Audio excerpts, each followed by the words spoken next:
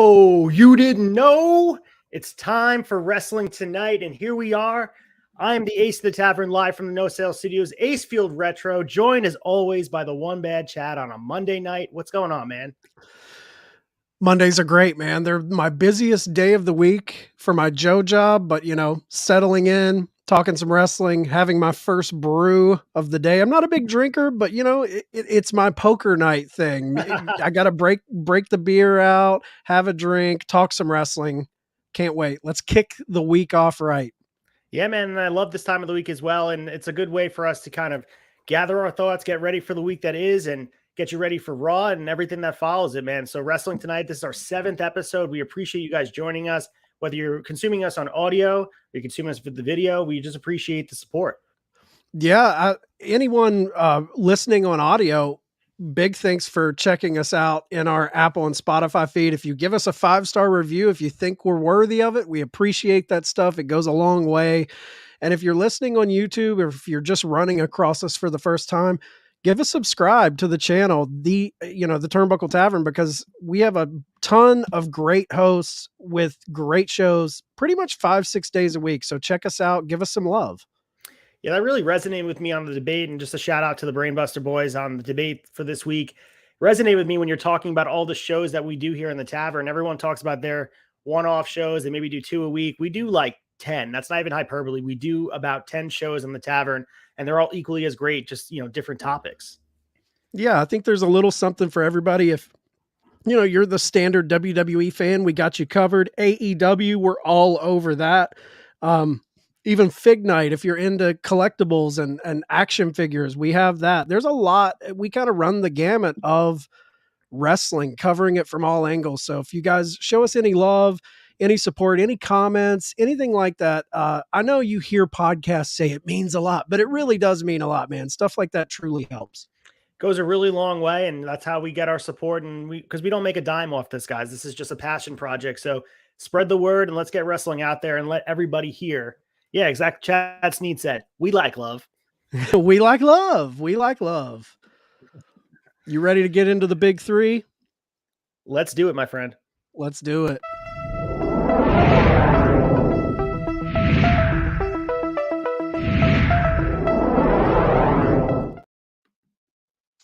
Story number 1, and it is a catch-all this week, so it's not quite the big story, but there was a few smaller stories that equal one big story, and it is shooting and working in the social media age. We have this happening all the time. Most recently this week, we got Seth Rollins, Eddie Kingston, MJF, the frequent flyers, if you will, in this category. Yeah. But let's start with Eddie Kingston, man, because he's been out there. He's been underutilized. There's been a lot of conjecture about what's real and what's fake, and Eddie is the best, one of the best at blurring that line of what's shoot and what's working. But I'll let you take the lead from here and talk about Eddie Kingston's tweets. Man, so Eddie, when we looked at this topic, we had obviously Eddie firing some stuff off about MJF. We had Seth Rollins further commenting on his thoughts on CM Punk. We also had Seth Rollins commenting on his thoughts on Logan Paul. There's a lot of wrestlers, for lack of a better phrase, talking shit on social media. So we're like, okay, are they working an angle here? You're giving us their genuine feelings? And with Eddie, let's just throw up the tweet. So to set up Eddie's tweet, it all started with MJF this past Dynamite being featured rather heavily. I mean, this was like Stone Cold Steve Austin era booking from 1998 that you and Mike are covering on Shot of Nostalgia Season 3. I mean, this 100%. was right out of that playbook. I think you guys even kind of talked about that on the last episode of Shot of Nostalgia, but MJF featured very heavily. I think he had 4 appearances throughout that show. I enjoyed it. Well, Eddie Kingston took to Twitter the day after Dynamite. I believe it was Thursday morning, and he fired off 2 tweets.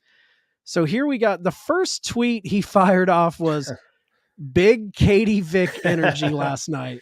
So obviously he's talking about the blowjob innuendo that MJF rattled off. There's a lot, they're going for that TV 14 rating on AEW, which I think is smart to separate them from WWE.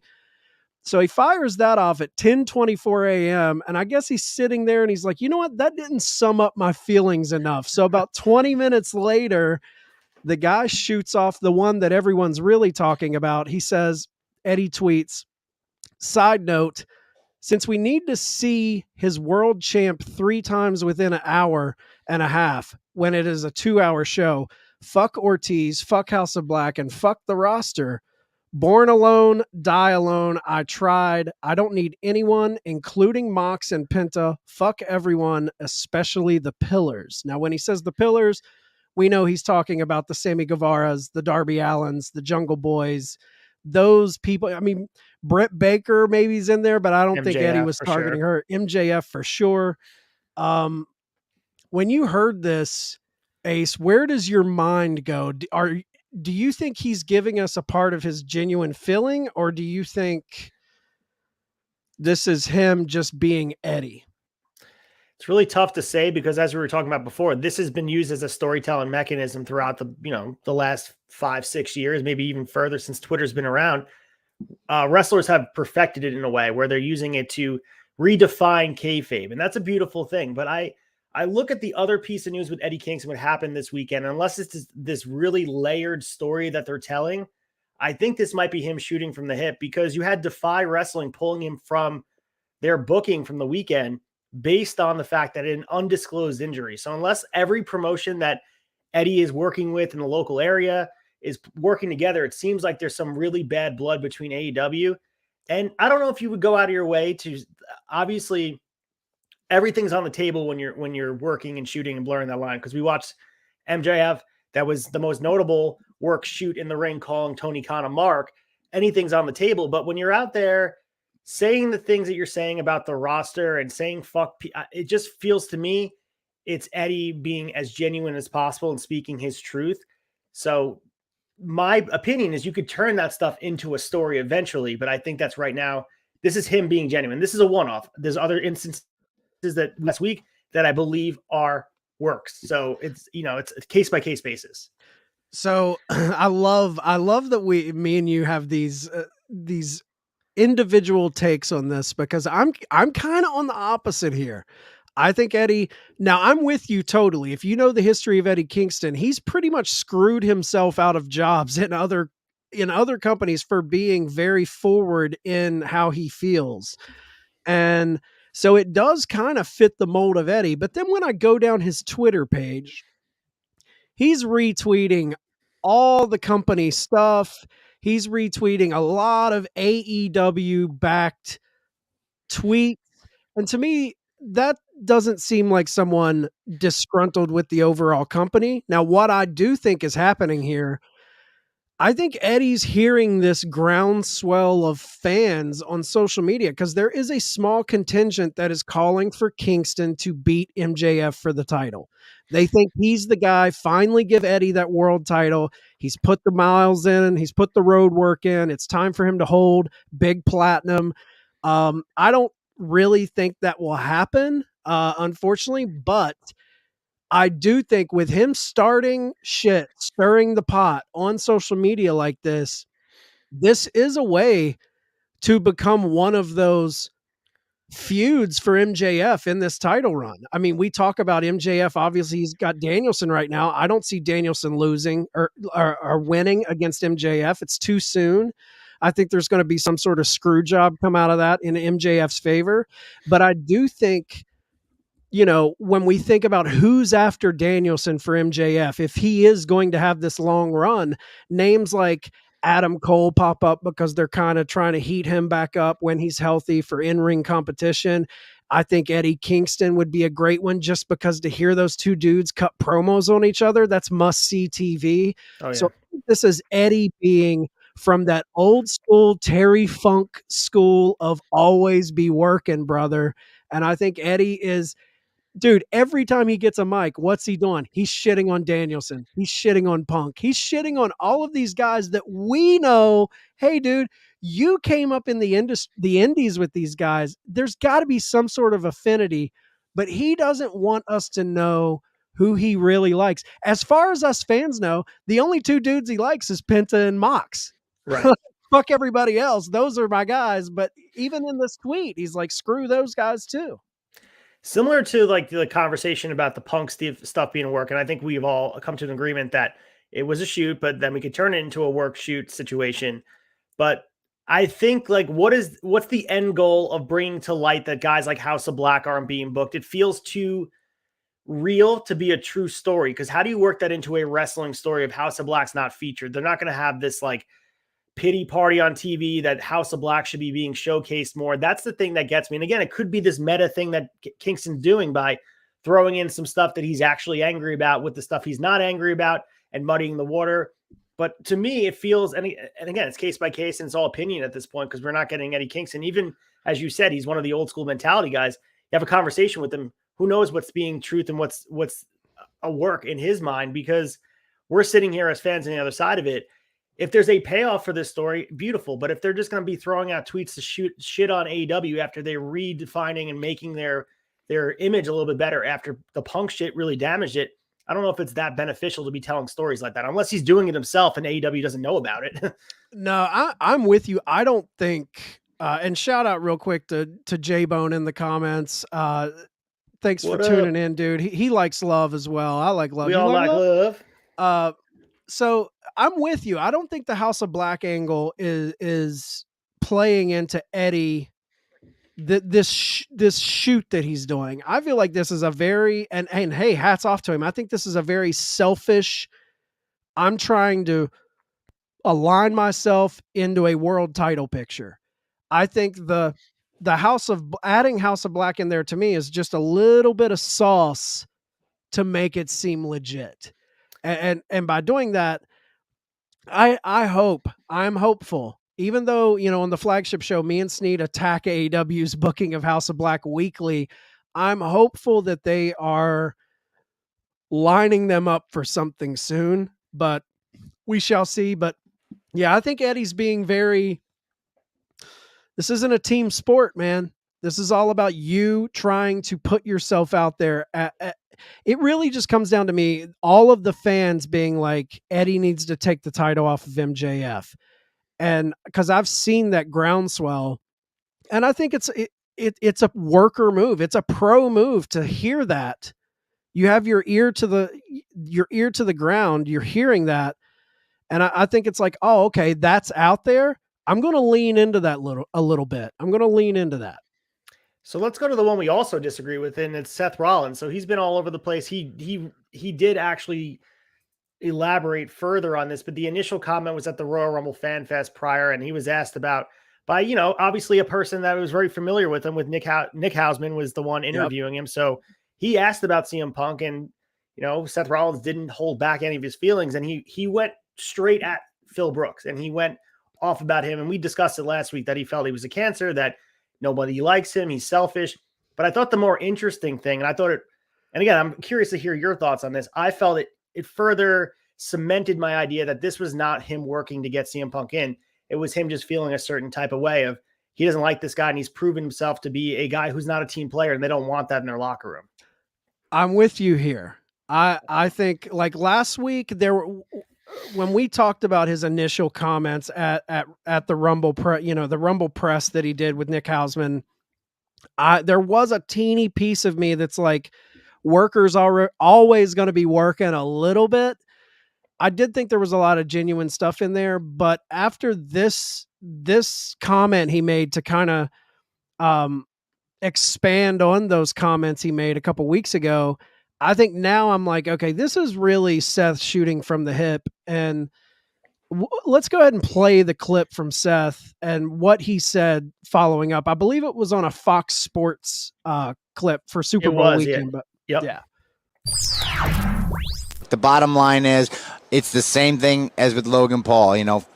Punk and Logan Paul are two different personalities, but they're both as selfish as it comes. And if you're not going to help, then I don't want you to be a part of our industry. I don't want you to be a part of our company. And that's all there is to that. And here's the thing. I'll say one thing about Punk. I'll end it on a positive note with him. That guy has given my career so much that it pains me to have to say bad things about him because he helped me out. He really did. He's been a good guy to me for a lot of my career. But for whatever reason, the past maybe 6-7 years, he's in a different headspace and we're not on the same page. And to see kind of what he's done and taken, it's always been about him. I'm not a fan. I'm just not a fan. I'm not a fan. Unfortunately, people change. It happens. It does happen, unfortunately. Well, there's a place for him, man. He's got a lot to give. I just wish his head was in the right spot. The key to that, there's so many levels to this clip for me. First of all, the key is he's making it very personal, and he's not just attacking the guy. He's like, look, man, he did a lot for me.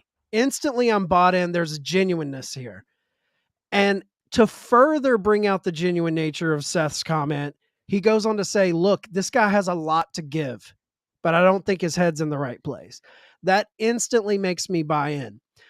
The other layer and the best layer, even though he's being genuine here, he's wrapping up a genuine comment about one guy, and he's shooting on his WrestleMania opponent in the same phrase. So that makes his feelings about Logan Paul seem like, fuck, is that how I think we're seeing a double duty, like a two-hander here. Yeah. He's being genuine about Punk, but he's wrapping it up and pitching and selling his big fight at Mania, where I think all of the stuff with Logan Paul is a work. 100%. I mean, I think you're dead on the money here. And the Punk stuff, I was on it from the beginning. I just feel like there's guys that are not open to saying the things of how they're feeling. Luckily for us, Seth Rollins is speaking honestly with anyone who will ask. And I think that's such a beautiful thing because not even just in wrestling, there's so many people, companies across all different people in your life are unwilling to say the truth that's uncomfortable. And he says it on a public platform. So kudos to Seth Rollins for going out there and saying how he feels instead of doing the politically correct answer and just kind of being in the middle of saying, listen, he worked for a different company. He could have just stopped. He could have stopped at saying he did a lot for me and left it there, and nobody would have gave him any grief. But he went in on CM Punk for the good nature of the rest of the wrestling business. So I really appreciate what Seth did there. Yeah, man. I think J-Bone says 98% not a work. He also says when he compared him to Logan Paul, that's my 2% maybe a work.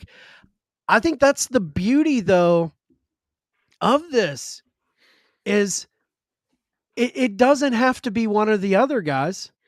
You know what I mean? Like that is a pro worker, man.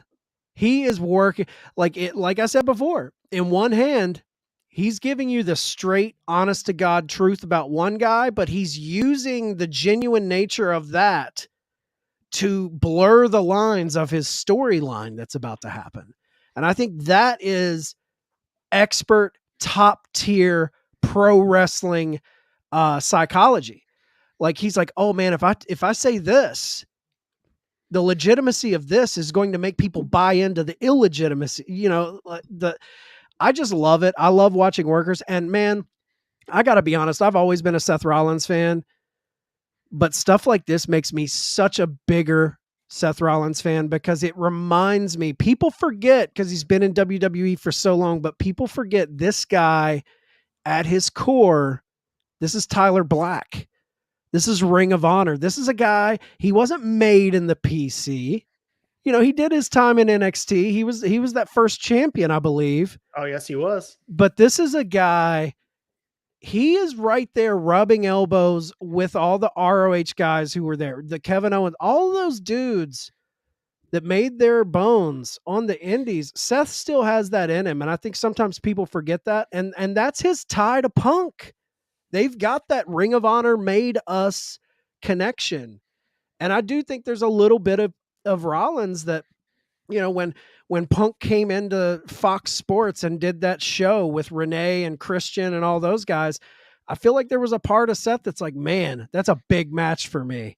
That's a hero of mine from Ring of Honor. And to see it not come to fruition because of Punk, and his feelings towards WWE, I think that soured Rollins. And I don't know, man. I think I think that's genuine, but he's using a genuine comment on one guy to blur the lines of kayfabe with his WrestleMania opponent. Yeah, this is the modern day Dusty Rhodes in a grocery store in a cast. After the horseman broke his leg, like that's the modern day version of it, and use it as a way to sell tickets. And I think people across different promotions, big or small, utilize social media in a perfect way. Whether it's posting posters or finding a way to build a feud, this is a way. And go back to when Zack Ryder, Matt Cardona did it all the way back in the day with YouTube. He built a whole persona based on social media, so you could thank him among others who use this to sort of redefine what kayfabe is. And I think, to me, if it makes the story more interesting, if you're able to layer true life into a story, it makes it a better product on the screen, in the ring, whatever it is, the wrestling promotion you're consuming.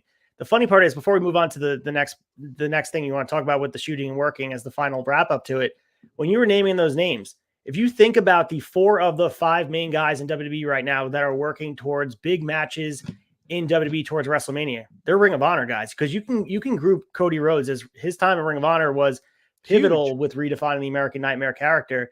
Sami Zayn, Kevin Owens, also Seth Rollins, as you mentioned. So there's a lot of influence that, people want to talk about WWE being this polished, very manufactured. There's a lot of real gritty wrestling that's at the top of the card right now, and that warmed my heart a little bit to think about. Absolutely. I mean, now there's a little bit of softening the edges of that gritty wrestling. Of course, yeah. WWE does kind of soften it, and that's a little bit of my issue with their wrestling. Now, I'm not saying they can't pull out a fucking Sheamus, Walter, or Gunther, whatever you want to call him. They've got the capabilities, but I'm with you, man. At the top of the card, you look at it, the KOs, the Rollins, the AJ Styles. Yeah. There's a lot of guys that cut their teeth doing that. It does make me wonder, like, man, could you imagine Seth Rollins tearing it up with Omega today? Yeah. Wow. What kind of match would that be? But before we move on from this topic, Ace, like, to wrap it up, we talk about, social media, furthering storylines, using it to angle for potential future matches, airing real grievances, airing dirty laundry, kind of walking that tightrope of what is and what isn't. When you think about that, do you think a lot of times, I think we as fans are being played like a fiddle by these wrestlers? Because in the 70s and 80s and all prior to that, the territory days, people were bought in. I think there is a mass movement where a lot of wrestlers we're seeing them smarten up to social media. For a long time, social media was just a way to promote yourself, get over, all of this type of stuff. But now I feel like not just one or two guys, a lot of people are starting to be like, oh shit, I can use this for my in-ring. I can get things from this. I can get matches. I can get steam behind things. I think a lot of us fans are getting played by these wrestlers. They're smarter than we think they are. It's not just them dumping their feelings on the internet. Yeah, I agree. But obviously there is a blurred line between both. Absolutely. It expands your TV reach, where Yes. you only have, say, Eddie Kingston right now. When was the last time he was on Dynamite and something meaningful? We're sitting here talking about Eddie Kingston. So if this is a work, or even it is a shoot, we're getting Eddie Kingston's name out there, and he's building rivalries with guys that you didn't have to have him be attacked in the ring. That's the beautiful mechanism that social media is when it's used appropriately. That being said, it can be a dangerous thing too, because we watch guys get themselves in trouble. Yep. Different athletes, politicians. When you have that impulse to just type something when you're angry or emotional, or you're just responding to someone, we've all been there when you're typing something up, and you really can't take it back. You can delete a tweet, but people can screenshot it. These guys are in the public eye. They're under a microscope. So anytime they tweet something, that was something I also watched. I think What Culture posted a video about using social media in a way, and I was getting ready for this topic. And they talked about MJF, who purposely will shoot out tweets. And this was during the time of Double or Nothing, where he had that contract dispute allegedly with Tony Khan, he sent out a tweet knowing someone, he left it up long enough for them to screenshot it so it would hit the dirt sheet so people thought that it was real. Like, oh, it was real because he didn't want people to see it. That's like meta level working. Exactly. Right. That's what we live for. If we can't have kayfabe back, everybody's in on it. Everybody knows this is the closest thing, and I love it. I love that those things, like you said, MJF puts a tweet up and he deletes it, and we're thinking, oh, he deleted it. But maybe this guy's thinking 2 steps ahead, and he's like, if I delete this tweet, they're really going to buy into it. I mean, that's the type of stuff that gets, I think, hardcore fans who look deeper than just what they're giving us week to week on our TVs. Because I know me and you, we're looking at everything. We're right. The behind the scenes makes it even more intriguing, but I think it's a beautiful time we're living in. I think for a while it was the death of kayfabe hung like a kind of a dark miasma. Cloud. It's a miasma over the wrestling world. You're right. I agree. Yeah. And now it seems like we're getting a little bit of that back. We're getting a little bit of that blurred line back. And I think it's a beautiful time to live in when the possibilities of tricking fans is still there. Yeah, we're re-injecting some magic back into it because there was a period of time where it was wink, wink, nod, nod. We all know the magician's tricks and we're showing up anyway because we like to see the routine. Now there's more of that magic where I knew that was supposed to happen. I'm not sure if that was pretty much on the script. And that's what makes things so perfectly weaved where people want to believe. And you give wrestling fans a little bit of an inch. It's like Santa Claus. Like you get a little hint when you're a kid that Santa exists. You see the footprint. You see the cookies we're eating. We just want that. Give me a reason to believe that wrestling has some reality in it. And that's what they're doing. And then if they do it right, the problem is when you do things like this, when someone is genuine, you're always going to have that doubt where like everything that happens, Tom is convinced it's a work. So like, is that a problem? I love that aspect of it. He wants to believe Santa Claus is real. And I almost am envious of that because he's willing to suspend belief. And that's amazing. So I guess love you're right. that. I love that people are confused. And if I ever, when I talk to people that aren't fans of pro wrestling and I'm trying to explain the fascination with it, it goes beyond, I mean, the stories in the ring and on TV, obviously we love them. We tune in for them. But I think, a small microcosm for me is Hawk on the Flagship. When he started out, he hadn't watched wrestling since WrestleMania 8. And now he's picking up on these little things of like, is this real? The brawl out with CM Punk, the press conference. He just happened to be in this moment in wrestling history where it's like, is this real? And he's seeing the opposing sides and it's sinking into him of, oh, this is an element of pro wrestling that takes it above the on-screen product. This is the hook for the fans. And to see a guy kind of get hooked into that through shit like that and see what the hardcore fans get obsessed with, I love that, man. That's what makes wrestling special is the what if. What is it? Is it real? Is it a shoot? Is it a work? That's the kind of stuff, that's the kind of stuff I live for. I love that stuff. Yep, it's the redefinition of kayfabe. And you know what? If it helps advance storytelling and bring some casual fans in at the same like, we look at the boom periods of wrestling. You can go back to 98, like we were just shilling on Shot Nostalgia. But what was really great about that is it was edgy content that people wanted to see. It was reality based, what they stole from other places. But at the end of the day, Stone Cold's energy was from people wanted to kick their boss's ass. And like that's at the core of what Stone Cold was. And they turned it up to 11. And people were really internalizing what Stone Cold was as an emotion out on the screen. And that's why he resonated so hard with people. So I love it. Yeah. Quick comment before we move into big story number 2. Co-founder of the Tavern, Sneedo, is in the chat and he said, as dumb as Hawk is, you're absolutely right. So it's true, man. If you want to watch a microcosm, go back to episode 1 of the Flagship and just follow along Hawk's journey. It's been rather interesting. But let's get into Jay White's journey and where he's going. He's got to get on a path somewhere. So we saw this weekend, Jay White lost in a loser leaves Japan match. Everyone expected him to lose. We knew that Hikuleo was going over in this match. At least everybody that's familiar with New Japan Pro Wrestling. but everyone's on the assumption that he's automatically leaving New Japan Wrestling for good. And conversations obviously skew towards WWE. I know that his name always pops up seemingly around Rumble time. Now that that's passed, maybe they wait till a post WrestleMania. But we also have conversations about AEW. The ties are obviously there with relationships, and we talk about that in Impact. And not to steal too much thunder from what you guys talked about in the debate, we can talk all day about where we think he's going. But I think let's talk about like the nuts and bolts of what actually happened. So I guess lead us through this here and what brought us here. Obviously, Jay White's kind of saying goodbye to people on social media. It feels like it's goodbye. Certainly feels like he's going off to greener pastures, but I guess lead us down this path. So he loses against Hikuleo in Japan. Loser leaves Japan. I think you got to look at that. It's not loser leaves New Japan. It's loser leaves Japan.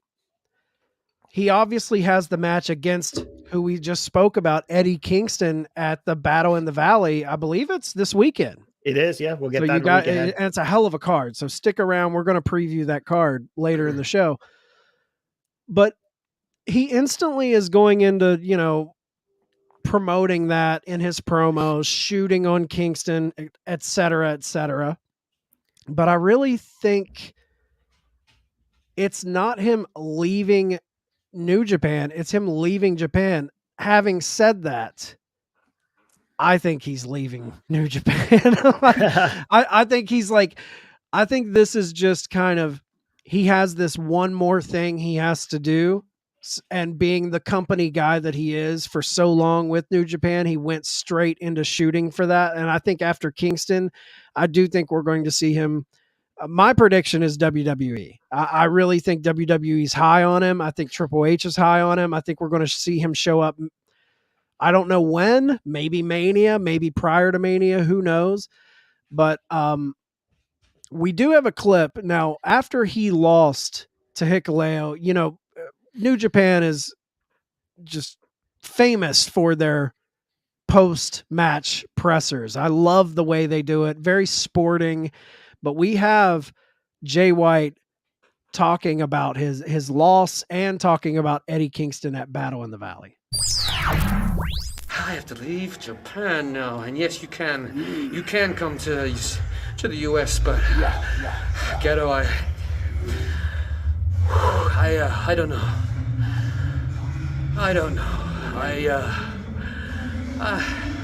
Maybe you should just wait a little bit before booking that flight. I need a little bit of time. As much as I would love for you to accompany me to the States, because I'm not done there yet. I'm not done there. I may be done here in Japan, but New Japan's strong. Daddy is coming home. Eddie Kingston. Daddy is coming to San Jose. And what else do I have to lose now, Mr. Kingston, huh? What else do I have to lose because I've lost what I love?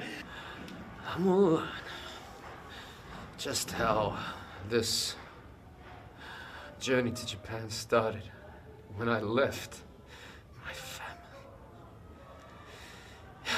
All the way back in 2012. I left and I was all alone. And then I found my Bullet Club family.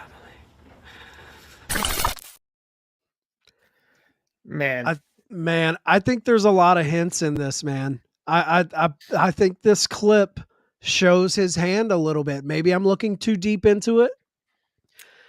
But when he talks to Gato and says, wait a little bit before you come to the States, I feel like that's him tipping his hat like, I'm not going to be in New Japan Strong that much.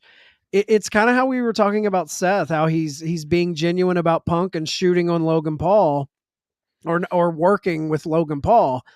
I think there's a little bit of that here. I think he's being legit. He's saying like, hey, I have to leave Japan. He kind of telling Gato, like, don't follow me yet. Let me get some things straight because I'm not going to be there that long.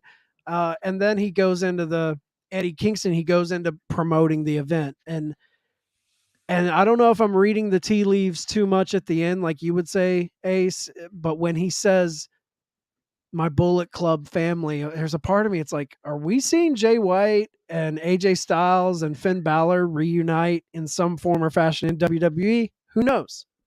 Yeah, I agree with you. And I think WWE is the highlighted spot for him. I think that has the most potential. Even that promo right there, working a program with, I think, upon entry with Seth Rollins and have him be, in a program with him and then go elsewhere. I think they are in desperate need for another main eventer. And I know they have a few at the top, but Roman has sort of laid to waste a lot of these different characters.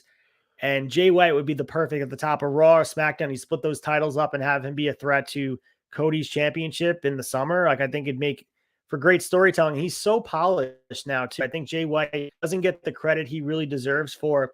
He picked up the pieces of New Japan when Kenny Omega left. Like, people forget that Jay White got that mega push that was slotted for Kenny Omega. So he got that whole program, and that's been historic. And there was big shoes for him to live in. And I think he actually lived up to it and more. So Jay White has carved his own legacy in New Japan, and I think he has a lot more to give. And work rate, promo-wise, character-wise, they should bring him in as is, similar to Cody Rhodes, the American Nightmare. Do not repackage. Do not go to NXT. He should show up on Raw as Jay White. Assume everybody knows who he is, and the casual audience will catch on. Yeah, you have to bring him in big. Agreed. Now, it's been reported that WWE's expressed interest in White for well over a year. Before his second reign with the IWGP World title, WWE's interest has been confirmed by Jay White himself.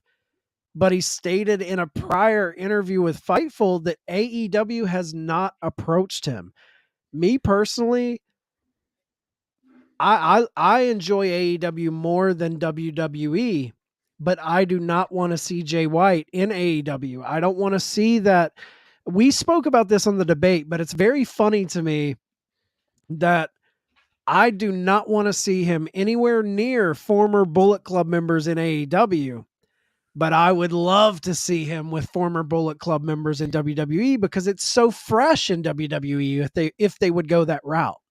Yeah, and I think the big thing about the WWE thing is he's so far removed from AJ Styles' Bullet Club and also Finn Balor's Bullet Club, where it'd be 3 generations of leaders of Bullet Club being involved in a program, and they wouldn't do as on the nose. It wouldn't be the Bullet Club merch. It would just be, there's this connection that they loosely mention on commentary, but they'll be able to have their own identity.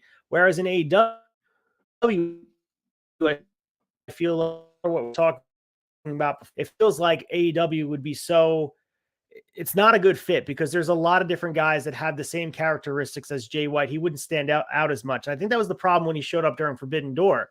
He fits in because, he matches the work rate, but he's not going to stand out in the way that you would want him to. And in WWE, he automatically stands out. He's different than everybody else there. And I think if you give him the momentum, give him the platform, he could be a huge, huge star that WWE desperately needs. They need another big heel to oppose all these different faces and maybe even turn him face. I don't know. I think he could have a big, big future if they're willing to put the momentum behind him. Oh, if Triple H is willing to make him seem as big as hardcore global wrestling fans feel he is, you get the WWE machine behind you, you can make a star. I don't think that's a question. And talking about the AEW thing and tying him into that, I think that's an issue Kenny Omega's having right now. Not to go down another route, that's a topic for another day, but I think Kenny Omega is suffering from a little bit of that always being connected to the Bucks.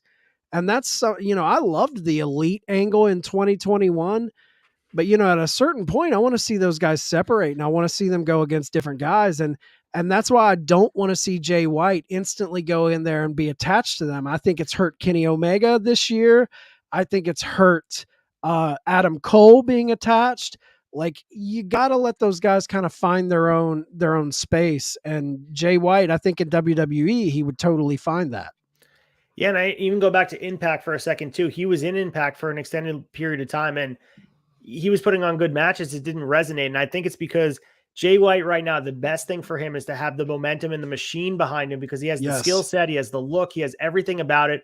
The moniker Switchblade fits in with WWE's. I could just see the big giant graphic hanging over with the switchblades hitting each other. It would just be, he fits that aesthetic right now. And they desperately need him. It's two hands holding perfectly in hand right here. I think they're a cohesive unit, and it's the perfect timing. And what better timing for your contract to end? I think WWE and Jay White are set to do big business with each other.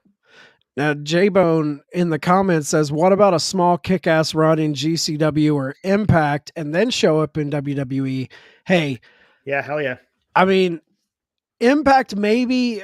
I think if he goes to Impact, you need to be all in on Impact. You need to like, but with GCW, man, he pops up and does a few barn burners with Nick Wayne or Blake Christian. Oliver. Yeah, Jordan Oliver, any of those guys. Hell yeah, I'm all about that. I wish Johnny Gargano did that before going back to WWE, but there is a part of me that's like, maybe it's best. It just depends on how WWE handles it. If WWE really wants to make him a star and not just a mid-card guy, I think you wait. Now, if he's coming in like Gargano and he's just going to the mid-card, then yeah, I would love to see him in GCW. But if you're instantly going to thrust him into that main event stage with the WWE machine behind him, then I'm like, hold off, let him come in straight from New Japan, a big deal. So I'm kind of torn on that. Yeah, he needs the AJ Styles, Cody Rhodes treatment, not so much. Because even like Shinsuke Nakamura was brought in, he was putting okay as far as NXT guys go, but he still had to earn that trust to get to the main roster. I think Jay White, full package, ready to go, just open it up and serve. Like at this point, he's ready. Like there's no seasoning that needs to go on in the minors. Let's bring him up and let him contribute immediately. Right. Are you ready to get into the third topic? Yes, sir. Let's get into the third. Let's do it. All right, so it's official. MJF and Bryan Danielson are set to have an Iron Man match at Revolution, only a few weeks away, believe it or not. It feels like it was a long stretch of no pay-per-view, but they crawl up on you. The weeks as we get older just tack off the calendar, and it took a little bit to get here. Everyone knew, especially Hawk, that it was going to be MJF, Bryan Danielson. If you guys he was able to have the all-seer, knew it was going to be MJF and Danielson. He really shot one and shot a homer there. Like, come on, dude. So this match, man, set on paper, stipulation aside, just the two of them locking up. It's great for MJF. It's great for Bryan Danielson. Putting the Iron Man tag on it, there's a lot of different conversations we can go here. And to build the history, this is the second Iron Man match in the history of AEW. First one being Kenny Omega and Pac. And, that's the only other one, February 26th, 2020. Wasn't that a 30-minute Iron Man? Correct, it was. It was only 30 minutes. So this is the first ever 60-minute Iron Man match in AEW history. So the honor bestowed on MJF, that's a big deal. Another first for him. He's a guy getting all these accolades. And having Bryan Danielson to be his dance partner speaks volumes of how they trust MJF and the cardio and the work rate that it takes to have a match like this. They don't just throw Iron Man matches at anybody to have. If you look at the history of Iron Man matches across different promotions, go down the list of guys that have worked it. I won't even do it for you here, but there are guys that are trusted in the ring. MJF has shown limited bursts because he doesn't wrestle as much as we probably like him to, or maybe some people like that he's a showcase wrestler. But that match with Takeshita, he showed, man, some of the moves he was pulling out, the ability, his body of work right now has been absolutely, it's been sizzling. He's been on fire. That match with Takeshita just shows he's ready to take it to the next level. And I think they're going to push each other. I think it's going to be awesome. And I think Bryan's going to take some pride into making MJF have to go the limit, and they're going to go every bit exhaustive in that direction. I love it. I think Danielson is going into this match not with the goal, if we're going, just straight shoot, not kayfabe. Danielson is going into this to make a guy. And I love the setup of the Iron Man match here because I think it's a two-handed job you're doing. You're obviously playing into the kayfabe of it all with Danielson being that guy you don't want to be in a match like this with. But on the other side, you're playing into the fans who say MJF can't wrestle. He's just a mic guy. So it's like, this is a match to put a feather in MJF's cap, to put a feather in MJF's title run, to shut up all the haters. And I honestly, it blows my mind that there are still people that say the dude can't wrestle. I understand he's an attraction guy. He doesn't wrestle every Dynamite. He doesn't wrestle every other Dynamite. I mean, the guy wrestles like once every couple months. I think it's 6 matches in total in 2022.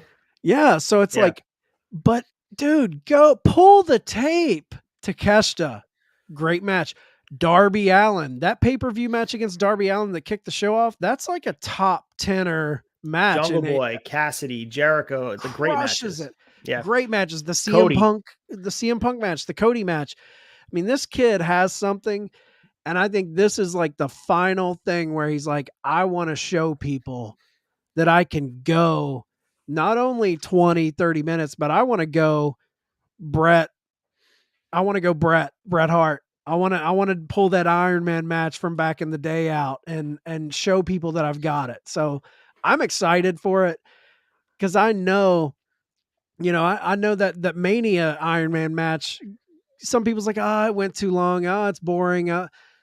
Dude, I think this match, there's going to be shenanigans in the back half of this match for sure. I don't think MJF wins clean. I think he wins dastardly, but this is going to be a great performance. And I think that's what Danielson has his eyes set on.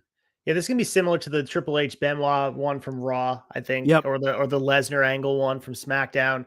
But the big thing I'm pulling from this match is it's the perfect heel mechanism to tell a story. You go back to the first Hell in a Cell. Shawn Michaels came out victorious.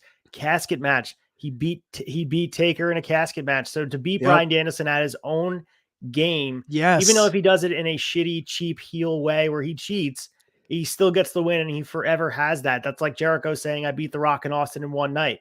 Like this will be forever with MJF to be able to reference this in promos for the length of time, being Bryan Danielson, the American Dragon, the Iron Man at his own game. It's like, it's the perfect ammo that he needs to continue this run as champion. And there's a little bit of doubt. Everybody knows, for most of us, we don't believe that MJF realistically is going to lose the title, but I'm sure there'll be moments in this match and there'll be near falls and spots where we're like, holy shit, they may actually do it and Bryan's going to be champion. But I think end of the day, it's going to be the perfect way to launch MJF further into superstardom. He's already there, but they're just pushing limits to him to make him this transcendent star that we all know he can be. Dude, he just won the title at Full Gear. Right. I mean, he's yet to have that marquee win in this reign where he's like, where he has the braggadociousness to it. Like you said, man, beautifully said. This is all set up to be the ultimate ammo for him to annoy the shit out of everyone who doesn't like him for 4 months until Double or Nothing in May. I beat the American Dragon at his own game. We're going to be so sick of hearing about that, but that's what it's all about. That's how you build a heel. Do you see this going? All right. So the schools of thought, there's a lot of falls, or you go back to the original one. There was only one fall. Do you think that it's going to be filled with a lot of falls? Maybe MJF taps quickly to save himself and he uses strategy to get through, or you think it's going to go with one limited fall? My gut is telling me there'll be 3 falls. Okay. Someone each will get one, and then I think MJF will get a fall in a backhanded way. I don't know if MJF gets a legit fall. I don't know if he scores one legit over Danielson, but I mean, they could go the one fall thing. That's very possible, but I could see 3, like a 2 out of 3 fall situation in the Iron Man. Inevitably, Max is tapping. Do you think that damages him as champion if he taps to Danielson, or does it make it depends on how he taps? I think if he taps quickly, it makes him look like, all right, I'm being strategic. I don't want to be worn out. I think he taps for the first fall. That's my prediction. I'm putting it out there. I think him tapping just further heats him up as a heel that everyone hates, because everyone's gonna be like, you tapped. You're like, that adds to it to me. Like, yeah, agreed. The fact that he's not on Danielson's level and he comes out, like, look at the Flair angles in the 80s and early 90s. I mean, he would get his ass whipped and slip out a win through some dastardly tactic, and everyone was like, he lost. I mean, we're seeing that in the new generation through MJF. And last question before we move to quick hitters, do you see Bryan Danielson tap into the salt of the earth? It's the perfect time to do it because he doesn't lose the match. And again, you could play the angle where now he says he tapped Danielson out. And it's the way, I don't know. I think it's like, It's there's possible, a lot of man. ways to go here. It's possible because they have, what has been a key storyline in the last like 3 weeks of this Danielson thing. It's that shoulder. He's weakened that shoulder. I think a thing to watch in the next 3 weeks in the build up to Revolution is if that shoulder continues to be a point of contention in the storyline, like it hasn't improved. He hasn't gotten over that shoulder that's been screwed up. I think we could see Assault of the Earth. If they move away and he's coming in not with this nagging shoulder injury, then maybe not. But if that shoulder is playing a major part going into Revolution, I think MJF will get that Salt of the Earth. Yeah, and I think it's important to legitimize that finish, and they have been doing a great job. They made him look like such an animal, locking it in with all the refs and agents trying to pull him off. I think that's really important because at the end of the day, he is a shitty heel who cheats, but you have to have that one move that's like, all right, he has that like pit bull in him where he can release it every once in a while. Yeah, that's the line they have to build with him as a champion. And so far, it's been beautifully done. They showed that aggressive side with the blood on the wrist tape, that promo. There is a evil side to him that you don't want to wake up. So I think that's been perfect for them. 100%. That's what I love about MJF is he's not just that chicken shit heel that runs from the fight. I love that there is an aspect of him that brings the fight. He's not afraid. And I think that's the wrinkle that a lot of people look at and is like, you can't do that, but I love that wrinkle he's adding because it's a heel that he's combining multiple heels. He's combining the chicken shit heel, the I'm rich and better than you heel. And he's putting in the like, I'm going to come down there and just whip your ass heel. I love the combo that he's adding in his heel work. But quick before we move on to quick hitters, J-Bone says he will get a backslide where he catches Bryan one and cheats on the second. Very possible. I would love a quick backslide. It would be great. Yeah, that's a Ric Flair 101. Did he beat Jungle Boy with a quick pin? Right, that was I think so. Like yeah. Be interesting. You ready to get to quick hitters? Let's do it.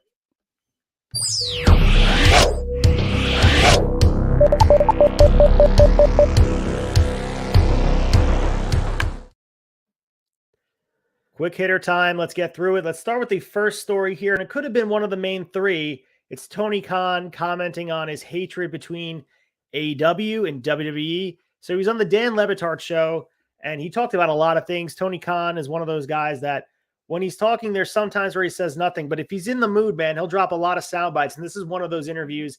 I guess we should show the clip before we get into the conversation. Yeah, he can drop some heaters, man. Let's hear what Tony said on the Dan Le Batard show. What's interesting is the story that is the most real, the most intense, and the most hatred in all of pro wrestling is that between the two wrestling promotions. I think we truly, truly hate each other.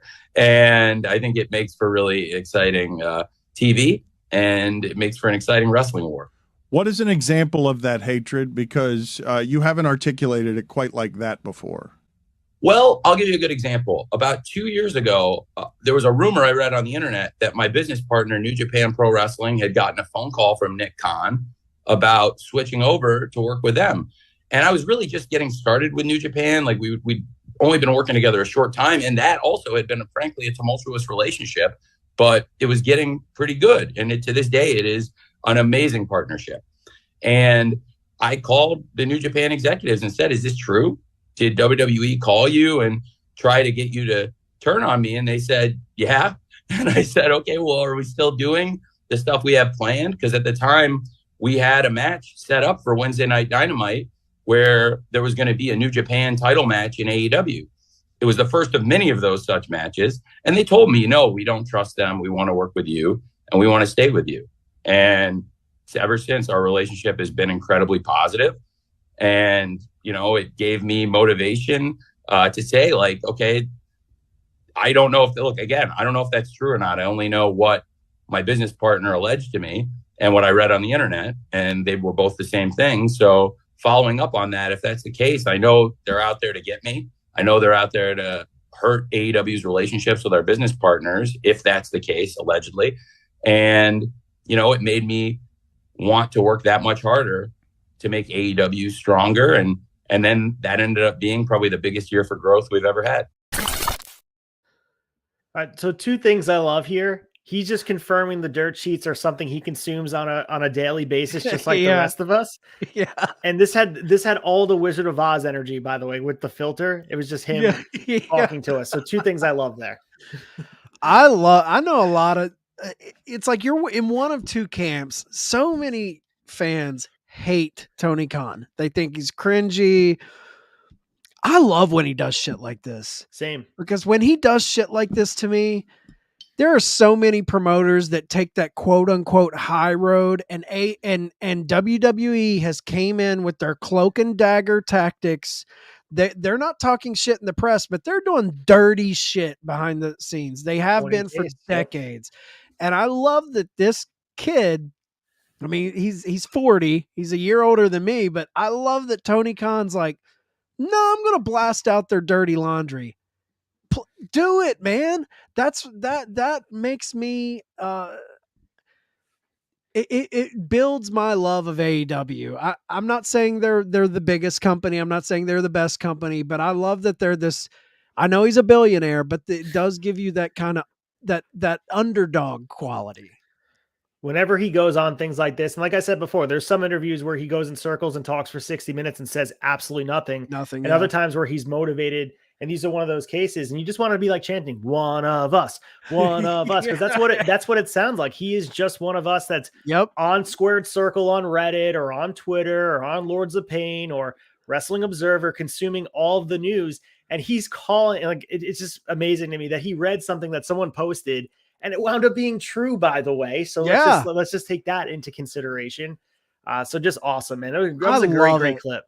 And such a good point. He is one of us, man. I know he's one of us if we had $1 billion and we could start a company, but he's still at his core just a fan on the dirt sheets, man, who loves pro wrestling. Do I think he books every show perfectly? No one's going to book it perfectly, but do I think his heart's in the right place a lot of times?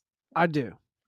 Yeah, it's just so interesting because Tony Khan is like, he's the first of his kind, really. There's been so many promoters throughout history that have had some tie with wrestling, whether they've been in the business or their family was in the business. He's one of those guys where he was just a fan and his dad had a whole bunch of money. And here he is with this whole machine behind him. And he is the de facto number 2 to WWE. And he has this regime of wrestling fans that are rallying behind him. It's just, who would have thought, go back to 2017, that this would be going on, especially him. He was in the building for the Ring of Honor Super Show at MSG. I was in the same building as him, probably rubbed shoulders with him getting a hot dog. And here he is doing this right now. I don't know. It's amazing. I'll always support Tony Khan because he gave us another option when we so desperately needed it. 100%. He'll always have my support. That's why I don't like tearing him down, because I want them to exist. I want them to be there to give wrestlers an option, to give wrestlers a chance to, negotiate their paydays, man. If there's only one show in town, you're not going to get a higher payday. Tony Khan, AEW, WWE, all of that is good for pro wrestling. You have to have multiple options. And speaking of multiple options, one of the other options that was just mentioned by Tony Khan, New Japan Pro Wrestling has revealed that they'll be having New Japan Cup 2023. There's a bracket of 24 competitors. It's set to begin on March 5th. So 8 are going to be receiving first round buys. I could go through the whole list, but right now the winner of the whole tournament will conclude at Genesis. So right now the guys have a bye. We have Kenta, Chase Owens, Jeff Cobb, Will Ospreay, Goto, Tamatanga, Great O'Khan, and Zack Sabre Jr. I can go through the rest of the guys. It's a who's who of New Japan Pro Wrestling. Everybody loves a good tournament. I like that it's spread across all these different events. So it's being staggered a whole bunch of different days and having some meaning to some of these matches for New Japan in a time where, during March, it's not too busy for them. Giving some meaning for the later on in April is going to give them some momentum going forward and to build a new star. They need to build somebody to replace Jay White, and maybe it's going to be one of these guys we listed. Yeah, I think that's the beauty of it. They're building a new star, and let's be honest, nobody does a tournament better than New Japan. So I think it's perfect for their brand. I'm excited for it. I think it's going to be a fun time. The other story here is Stardom star Himeka is retiring young, and this seems to be too likely, by the way, in Stardom. There's been a lot of unfortunate news that comes from promotions like this because of bullying and stuff like this. But she talked about why she's retiring, saying that she'd be retiring in May. 5 years in my career. She's 25 years old. I have no regrets about this. Only a few shows left. I will be big, strong, and cute. I will run through the end on my own until the very end. Please support me until the very end.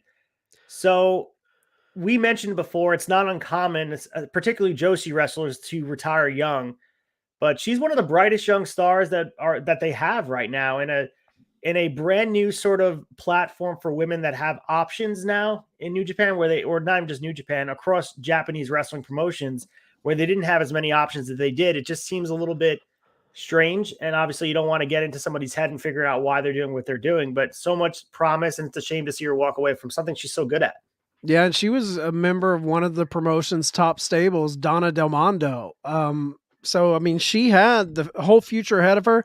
There's even the possibility, Mercedes Moné, aka Sasha Banks, wants to work with Stardom. So it's odd to see someone retire young, but I guess it's not out of the ordinary for a Joshi wrestler to do that. So all the best to her. Hope she finds what she's looking for. And next here, we have backstage news on the Guns contract status. So the brand new AEW Tag Team Champions will not be leaving AEW anytime soon. Put the Wolf of Wall Street clip in here. I'm not fucking leaving. I'm fucking leaving. Austin and Colton Gunn have re-signed with AEW and will be with the company for the foreseeable future. The details of the contract are not known, but it seems like they're going to be locked down for several years and be considered the top heel tag team for the company long term. They just won the titles. Didn't find it too shocking. I thought this was going to be the time and place they won the titles from the Acclaimed. That was well-deserved. This is a great tag team to build around. Homegrown shit. I love it. Love the Guns. I love the Guns. They're just scratching the surface, man, especially Colton. Colton just started like 2 years ago. Austin is a star. The guy is an entertainer. I know people want to shit on them. I don't get the heat. Maybe it's all orchestrated through them being good heels. I've always enjoyed them. I think they have a lot to give, and I cannot wait to see these guys grow in AEW even more. And quick question before we move on from it. Do you see this culminating with an FTR feud in the late spring, early summer? Yeah, well, maybe. I mean, the whole FTR's contract coming up in April, I wonder. I mean, it's on the table. If you saw what Austin and Colton were posting on social media, they were mocking FTR with their bottles of tequila and stuff like. But at the same time, I do think behind the scenes, I think there is a big push to try and get this Punk FTR versus the Elite thing. I think I don't know if it's going to happen, but I do think FTR want that to happen. And we have the Bunny suffering injury on Dynamite, so it seems like she's a broken orbital bone and or a concussion. Tough injury. The Bunny was part of the women's division. Never want to see anybody get hurt, but especially an orbital bone, man. That takes a long time to heal, and it is damaging. And she just came back. That's the sad thing. She goes in, Jamie Hayter lays her stuff in. All the best to the Bunny. She had that bloodbath match about a year and a half ago on Rampage that was incredible. I love the Bunny lays it on the line, man, and I respect that. So all the best to her recovery. Speaking of recovering, we got Jerry Lawler recovering at home from a stroke. So another scare for him. And, there's been conversation about returning to speech. And we know the wrestling world. They're talking about is Lawler to be returned to the ring? Because that's where his passion lies. And whether he can come back and wrestle after this one right now, obviously go back to, I think it was 2012 when he had that heart attack live on Raw. That he wants to be back in action, whether it be in the ring during indie dates or doing commentary on Raw or special events whenever he can. 73 years old. He was still wrestling on occasion. He wrestled a few weeks ago and he was doing public appearances in Florida over the weekend. Going back to the health scare in 2012, we've had more years of Jerry Lawler memories. I was sitting here when we heard the news. I was hoping for the best. And the fact that we got some good news and saw he was recovering was a awesome surprise. And I'm hoping he recovers. And I hope he doesn't push himself too far, because we know the wrestlers, they like to get back into the rhythm of doing what they like to do before they're ready. So all the best to Jerry Lawler, an absolute fucking legend. Like, people forget like how influential this dude is. He has such a wealth of knowledge, and from everyone that's met him, a very good guy too, by the way. Yeah. And, you know, I grew up knowing Jerry Lawler as a commentator. Yeah. I grew up loving him. He, to this day, JR and Jerry Lawler are my favorite combo. Like, that's my youth. But this dude, Memphis territory, man, he was a absolute icon. All the best to his recovery. We love Lawler. I gotta say, man, like Sneed said on the flagship, guys like Lawler, I will never tell them to stop doing what they love. They're going to die on their shield. Smoke it to the fucking filter if you got to, man. Go out the way you want. If that's the way he feels he wants to spend the rest days of his life doing matches, man, that's his choice. He's earned the right. He's a legend. Hats off to Lawler. Hope he improves. Hope he lives the life he wants to live. 100%. And hopefully we just saw him at the Rumble in the pre-show. He was just there. So seeing the news just was like, fuck, man. Yeah. So we're going to get more news here with JBL is no longer appearing on WWE television with Baron Corbin. We saw JBL have that brief stint as his manager. So Meltzer commented on Wrestling Observer Radio about why, because everyone was like, why'd they do this? Did they put them together? And Meltzer said, and I quote, they gave up on it. Obviously, this wasn't the plan. This guy's in charge. That's Paul, as in Levesque. Felt it wasn't working. That was it. Where they go with Corbin, I don't know. It felt like much a burial for Corbin. He's had so many gimmick changes. There's nothing wrong or right with him, but in the pantheon of stars, he's just not that top star level. I think they wanted him to be at that level, and they gave him every chance to be at that level. He's just a guy, a tall guy, but he's just a guy. The most Meltzer quote of all time, by the way. Just a guy. He's a tall guy, but just a guy. That's total Meltzer, man. I can't disagree with Paul talking about Triple H. I can't disagree. They do give him opportunities. And I mean, has the guy, here's the thing though. If you hear the boys talk about it, all the wrestlers in their interviews say he's so safe.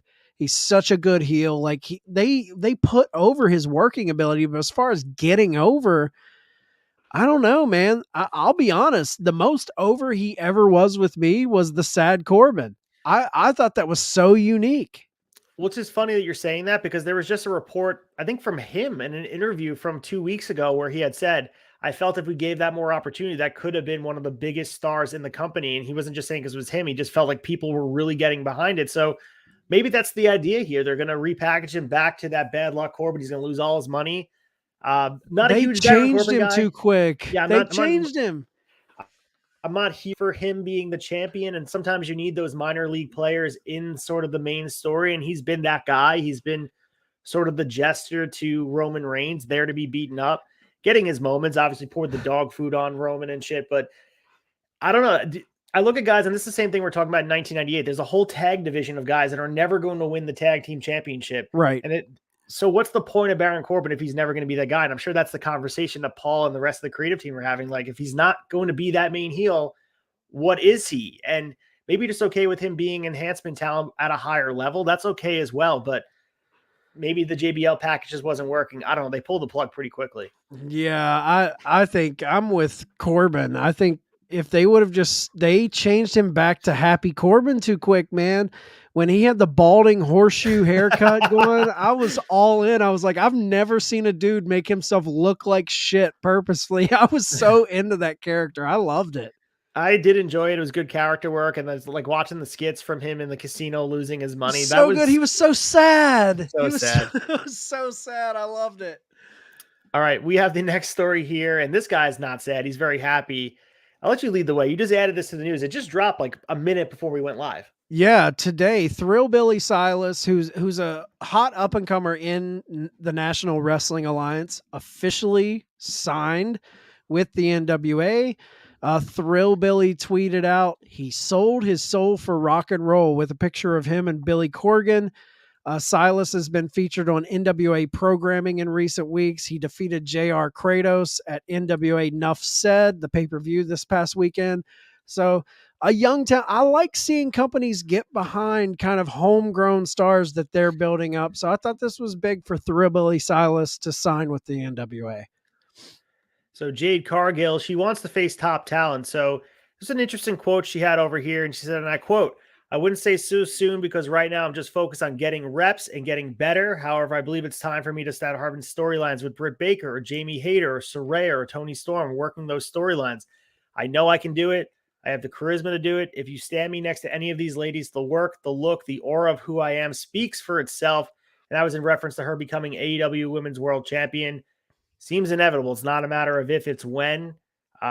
She is the be-all, end-all in that women's division, future, past, and present for me. I think she's the full deal. And if you want to talk about meddling and tampering with contracts, if I'm WWE, I'm like circling her as we want her. Tony Khan better keep his P's and Q's straight because everybody's gunning for her. She's arguably got more star power than anybody in the industry right now. Honestly, like she looks more like a star than anyone in pro wrestling, Roman Reigns included. And the fact that she's speaking this right now, I think bodes well for her because Tony Khan loves Jade. And I think the fact that she's putting this out into the atmosphere, I think we could see this year, possibly next year. Like these matches are going to come for her very soon. Yeah, longer matches, better feuds, actual storylines. Because if you think about it, she's really had one full storyline. The rest have been squash matches throughout her run. Yeah, here. Nyla Rose. The Nyla Rose story is Yeah. really the only one I can think of when she stole the belt. Maybe the Sky Blue one that was quick though. It was Red Velvet. Yeah, those like one-offs, but they're all based around her streak at this point. So she definitely needs to be rubbing shoulders with some of these other people. And I think reverse the logic. I think others would benefit from having her in their Absolutely. program as well. All right, we have Oni Lorcan is retiring. So you may know him as Biff Busick as of late on the indies. He's going to be working exclusively as the NXT coach.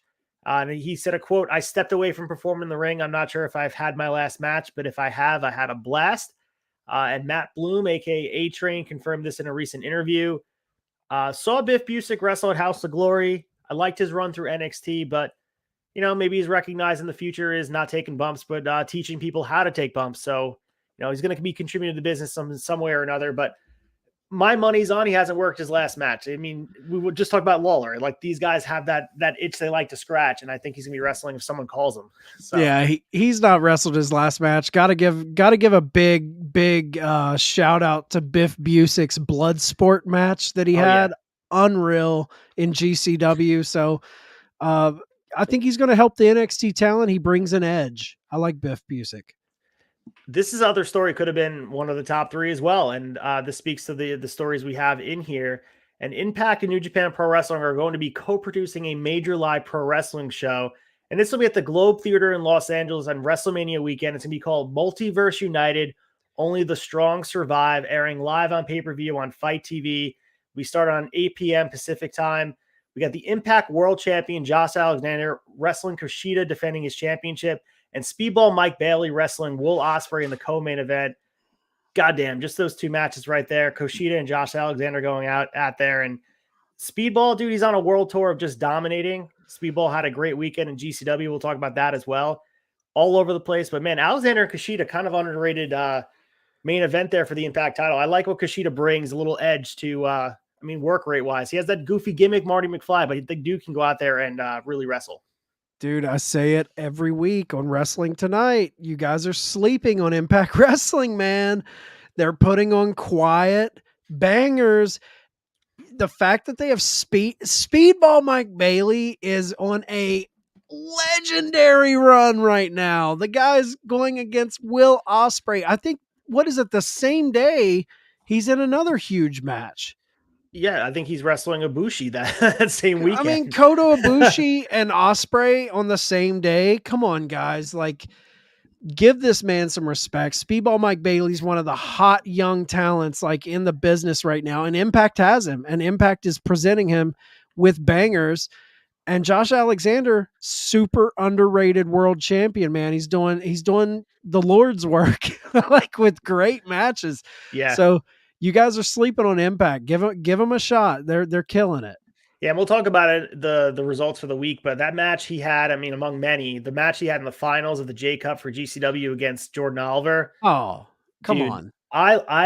It's hard for me to separate my love for GCW in an objective opinion, but that match to me early contender for match of the year. Those dudes went out there and crushed it. And They Jordan crushed Oliver, it. so young and so talented. And dude, he has transformed his body. Yeah. Dude looks like another. It's crazy if you look at Jordan Oliver 2 years ago versus today. It's crazy. So we have Mia Yim talking about her love for intergender wrestling in a conversation with Wrestling Incorporated. So Yim and Candice LeRae are best known for intergender wrestling as they've wrestled around the country working these types of matches. And intergender wrestling has been involved in conversations, both good and bad, about what people feel about it. We haven't seen it quite in WWE yet, but it's been all over the place as far as GCW is one of them. We have women wrestling men at all times, but this is what Yim said. I love it. Intergender wrestling has been part of me for as long as I've been since I've started. I've been doing it for years, and even just the little stuff. It might not be what I used to do for the independents or an Impact, but just the little stuff. It just means so much to me that I got to be with the boys and hang with them. And she said about how the men react to the matches. They're just excited, if not more than us. This is also tied with another story we saw on the Wrestle Lore podcast. Malachi Black was asked who his dream opponent would be. He named Asuka. So I've been saying on Shot Nostalgia, just seeing what GCW was doing and what we saw in ECW 95, I think the future of wrestling has a lot of intergender matchups that may be popping up and in the mainstream. When you see it on the groundswell of these GCWs and the Impacts, and it's very, very popular on the independents, it's going to eventually rise to the surface for the casual audience. I think it's happening. It's bubbling. It's definitely bubbling. When you see it happening in the indies, how long before it crests into the mainstream? I wonder if some of those old school mainstream people are ready for it. I think there's a lot of old school mentality. We see it all the time. I love intergender wrestling when done right. Yeah. I think it can be incredible. So yeah, I think it's on the horizon, man. It's on the horizon. It's just about presenting the talent on the same equal playing field. That's what makes the GCW one feel right. When you have Allie Katch wrestling Speedball Mike Bailey, it feels because they're both presented in the same way. It would feel overnight going to WWE and doing that, having Alexa Bliss wrestle Ricochet would feel weird because of the way they've done it. But it's about retraining your mind of what these athletes are capable of. And someone like Charlotte should be looked at in the same playing field as Roman. If that's comical to them, then it's going to be presented to comical as their audience. So at the same time, do I see it happen in WWE in the next 5 years? Probably not. But like you said, the independence is usually a precursor to what's happening. It's like a delayed reaction, like a star in the sky. How many years did that star die? It's waiting there, and eventually it's going to come to the surface. And who knows if people are ready for it? But you know what? I am. It makes for good television. Dude, I would totally buy into a Charlotte Flair versus Randy Orton to see who can get to the most title wins to break her dad's record. Sign me up. I'm all over that. I would love that. And talking about GCW intergender matches, that Rina Yamashita match against Alex Colon, go back and watch that death match, that ultra-violent match. Incredible. Dude, she beats the shit out of guys on a weekly basis. She's the ultra-violent champion, beating up Shane Mercer and going out there and taking light tubes to the head of every guy that will step in the ring with her. So, and it's about believable. How you present it's how you present them. 100%. It's how you do it. Now, if you have Riho power slamming Brian Cage, maybe I'm not buying into it, but it's all in how you do it, man. You got to make it believable within the context of pro wrestling. And if that works, you can totally do it. Jordan Grace has been putting on bangers with dudes. Jordan Grace had a match with Brian Cage that was incredible. Yeah, and Impact has been at the forefront of this for a long time. And even PWG with Joey Ryan, and you don't really want to mention his name, but him and Candice LeRae. That was the huge thing with the Bucks. Yeah. Huge stuff that was going on. But Malachi Black and Asuka is a match that I never thought could happen, but I just want to see it at this point. It seems to be an amazing match. The kicks, how stiff they would be, man. Oh, it'd be great. It would be great. All right, so we're going to have Mark Briscoe on Dynamite again this week. So Mark on Rampage in a backstage segment, and he said that he felt real good about representing the baddest team in the history of the planet. He was then cut off by Smart Mark Sterling, as you would call it on the flagship, a Rampage commercial. And I'll let you take the lead from here. Where did they go, and what is he doing on Dynamite? Yeah, he offered his Smart Mark offered his managerial services to Mark Briscoe. Briscoe obviously rejected the offer. Sterling made the mistake of calling him a stupid chicken farmer. And an incensed Briscoe yanked on Sterling's shirt collar before Sterling's clients, Ari Daivari, Tony Nese, and Josh Woods interjected. While Daivari and Nese held Mark Sterling back to compose him, Josh Woods issued a warning to Briscoe. You better watch who you're putting your hands on. If you guys don't know, Josh Woods was the pure champion in ROH prior to Tony Khan buying the company. I am pumped for people look at Mark Sterling and Josh Woods and Tony Nese, and I feel like they kind of look at them as like, these guys are jobbers or these guys are low card. Dude, Tony Nese can go. If you watch the Cruiserweight Classic, Tony Nese can go. 205 Live, incredible. Josh Woods can go. Josh Woods against Mark Briscoe. I'm pumped for it, man. I love that they're bringing Briscoe in like this, man. I absolutely love it. It warms my heart. Shout out to Tony Nese, Long Island Strong, NYWC. Love Tony Nese, dude. I'm a huge Tony Nese fan. He'll be in town in about a week at this point. Psycho Circus wrestling in Deer Park, not Deer Park. They're wrestling at the fire station. But Psycho Circus, biggest event NYWC year. It's their WrestleMania, so he's gonna be on the card. Wrestling, Tony Nese. It's gonna be Mike Mondo, aka Mikey, and Alvin Alvarez. It's gonna be a great match. Yeah, I honestly think he's underrated. I think putting Mark Sterling with him, like, I think Mark Sterling, Josh Woods, and Tony Nese, they're just one good storyline away from being super, like, legit and entertaining to me. I love the combo of those three guys. Speaking of entertaining, Guy doesn't get his just flowers as far as his history of wrestling. Conan, in the Wrestling Observer newsletter, Meltzer was talking about Conan's health and talking about how he's had some health issues, but some good news is it's taken a turn for the positive since he started undergoing dialysis for kidney issues. The issues also contribute to significant weight loss for Conan. He's said to have lost up to 70 pounds during his difficult time. And those who saw Conan's appearance at AAA's Noches de Campeones event in late December will note that he was noticeably thinner to the point where he looked unhealthy. So people were wondering what was going on with him. He also has regained his sense of taste and has been able to sleep again. So we know, doing 1996 WCW and also ECW 95, he has been a very important part of relationships with Mexico and North American relationships in all across different promotions, ECW and WCW, and also his contributions as a competitor too. Very, very entertaining. Good mind for the business. Go back to Lucha Underground. The guy has a lot to give. People may not like his podcast and the things he puts out there, but you can't deny the things that don't hate on Conan because he's friends with Disco Inferno, guys. Like, Conan gave a lot to I love Conan. Even though I don't agree with some of his opinions on certain things in wrestling, I love Conan. I respect him. He entertained the shit out of me in the late 90s, so I love Conan. So this was, this is also speaking to his influence with Mexico and the American promotions. The trip he was going on was, smoothing over some of the tensions with AAA, allowing Dragon Lee to publicly sign with WWE. So he's trying to be the liaison between both sides, and he's still doing that type of work for people, and he's been huge for bringing talent over. You can thank him for Rey Mysterio, Psychosis, Juventud Guerrero. Those guys came to the States because of him putting that word on and building that bridge to ECW and then eventually to WCW. That's been huge. When he went from ECW to WCW, one of the reasons was because he was the guy that, again, the word is liaison. That's developing relationships and smoothing surfaces over. So, you could thank him for a lot. Yeah, and, he's worked with AEW, and I think Tony Khan is a big fan of him. So I think it's good to have a guy in there in AAA.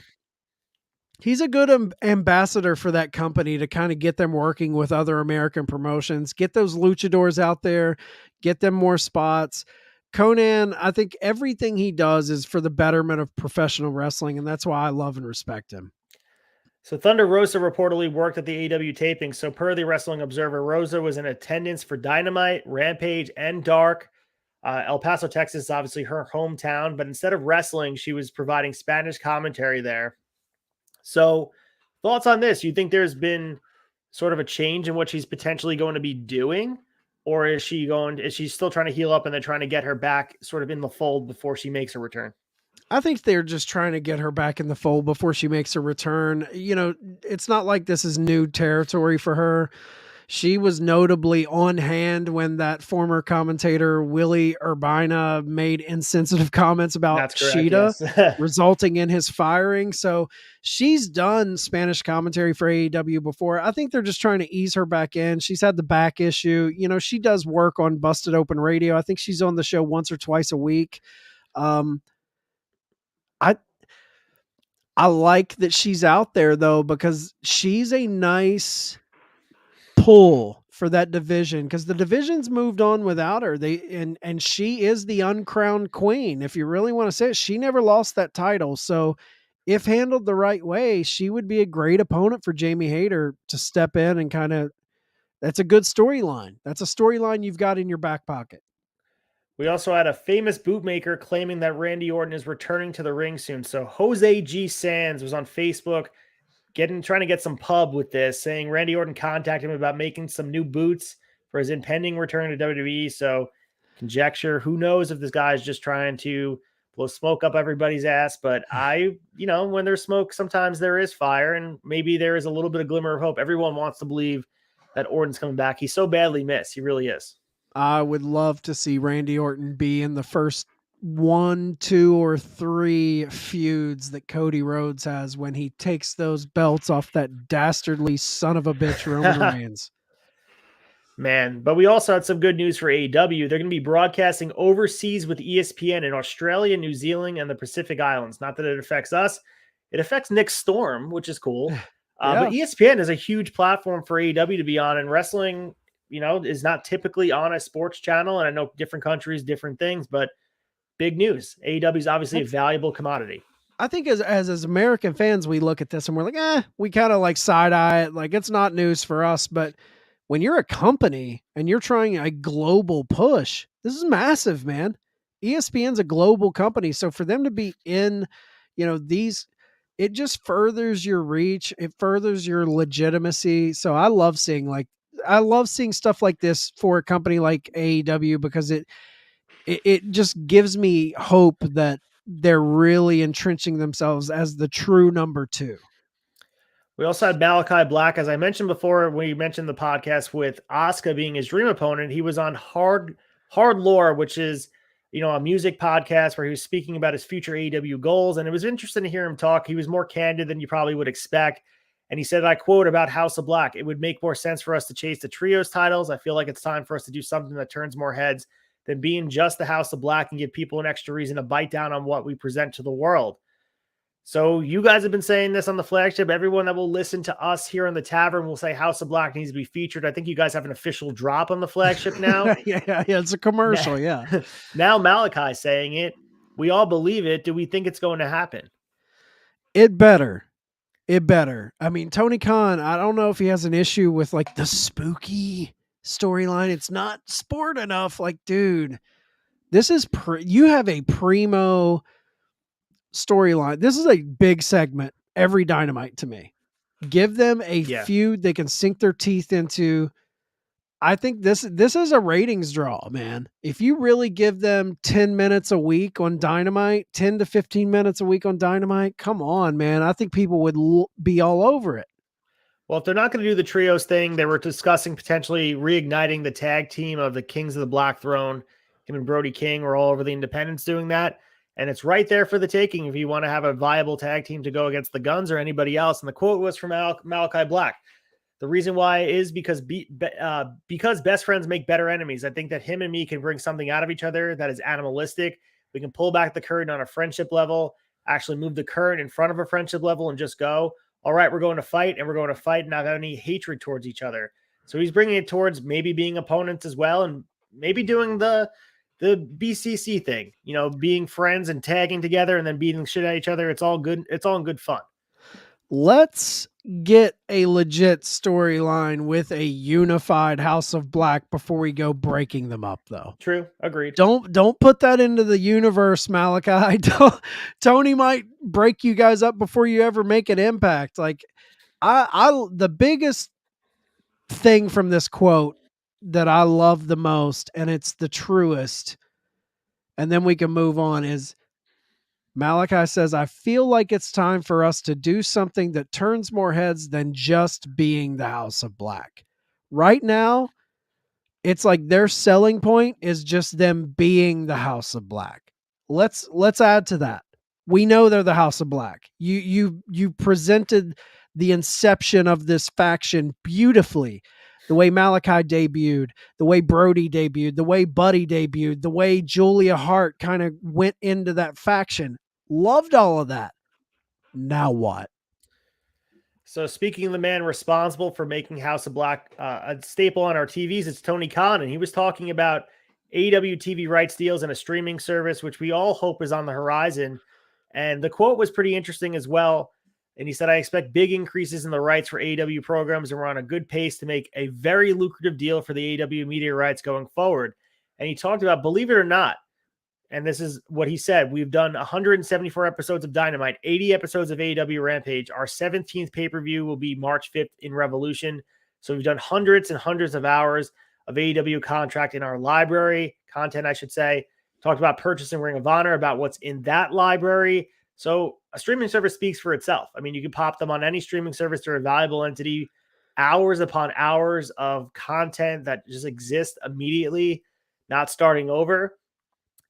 Damn. I mean, I want it selfishly as a wrestling fan, but even someone who's not a current day wrestling fan, someone who's just looking to tap into that old ROH, something different in Honor Club, because I'm a proud subscriber of Honor Club, but the platform is not indicative of convenience. It's not something that I go to and can click around easily, and people become easily frustrated if they're not able to access those things easily.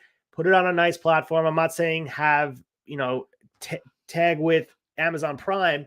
Let AEW make its own app, similar to the old school WWE network, and you don't have to run pay-per-views there, but give Dynamites a place to live where we can go back and watch old ones. Right now, you have nowhere to go unless you tape them on an old school tape, or you can download them through, Tom's dealer.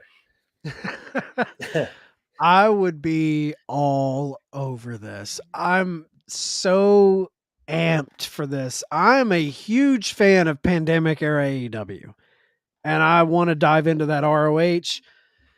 Obviously going the network route and having their own service would be incredible. I think there's a little more money that has to get behind that to launch your own brand, and I think it's a little more risky to do that. I would be stoked if they had the prestige signing of going under HBO Max. Be huge, yeah. HBO Max, I think it's one of the best. I'm a big fan of their original content shows. I've been a fan of them since Oz and Sopranos early in the day. So if they went the Peacock route and just gave us that little AEW tab on the HBO Max, I'd be stoked for that, man. I think there's fans are chomping at the bit for this.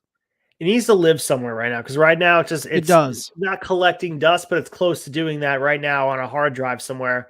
Give fans access to it, even if it costs $4.99 a month on a subservice, or it's valuable. There's a lot of people that would purchase this, and like I said, Honor Club exists, but it doesn't have every ROH pay-per-view, and it's not in chronological order, and it's not user friendly. So it exists, but it's also, you might as well just buy the DVDs at that point. That's how badly I think Honor Club is functioning at this time. Yeah, they need throw it all together, do it the way the network had it originally before Peacock screwed it all up. I enjoyed their format. I thought it was very well done. So I used to love the tabs where it would tell you where each match began. Yeah. Now that those don't exist, that sucks. But yeah, that's a conversation for another time. But the conversation we bring it to is Jon Moxley commenting on his theme song being Wild Thing.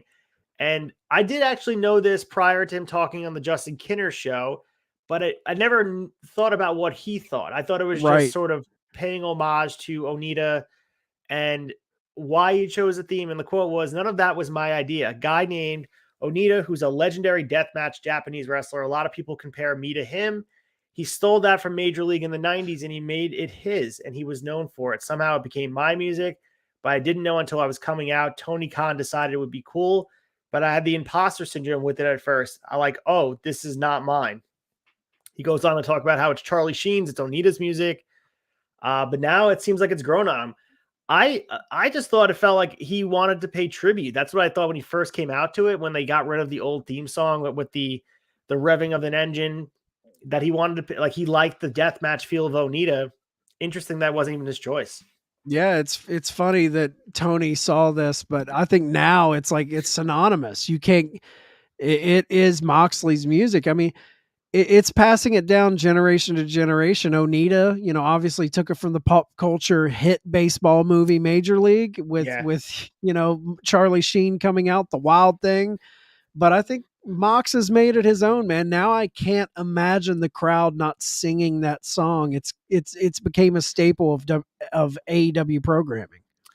So a staple of the relationship with MLW and WWE is lawsuits. So MLW CEO Court Bauer explains why MLW is suing WWE. I feel like every week we are talking about something with. We've got to track it now. Yeah, we exactly. have to track it. Like we've had it. Like during an interview with Deadline, we've talked about MLW putting the knives into WWE.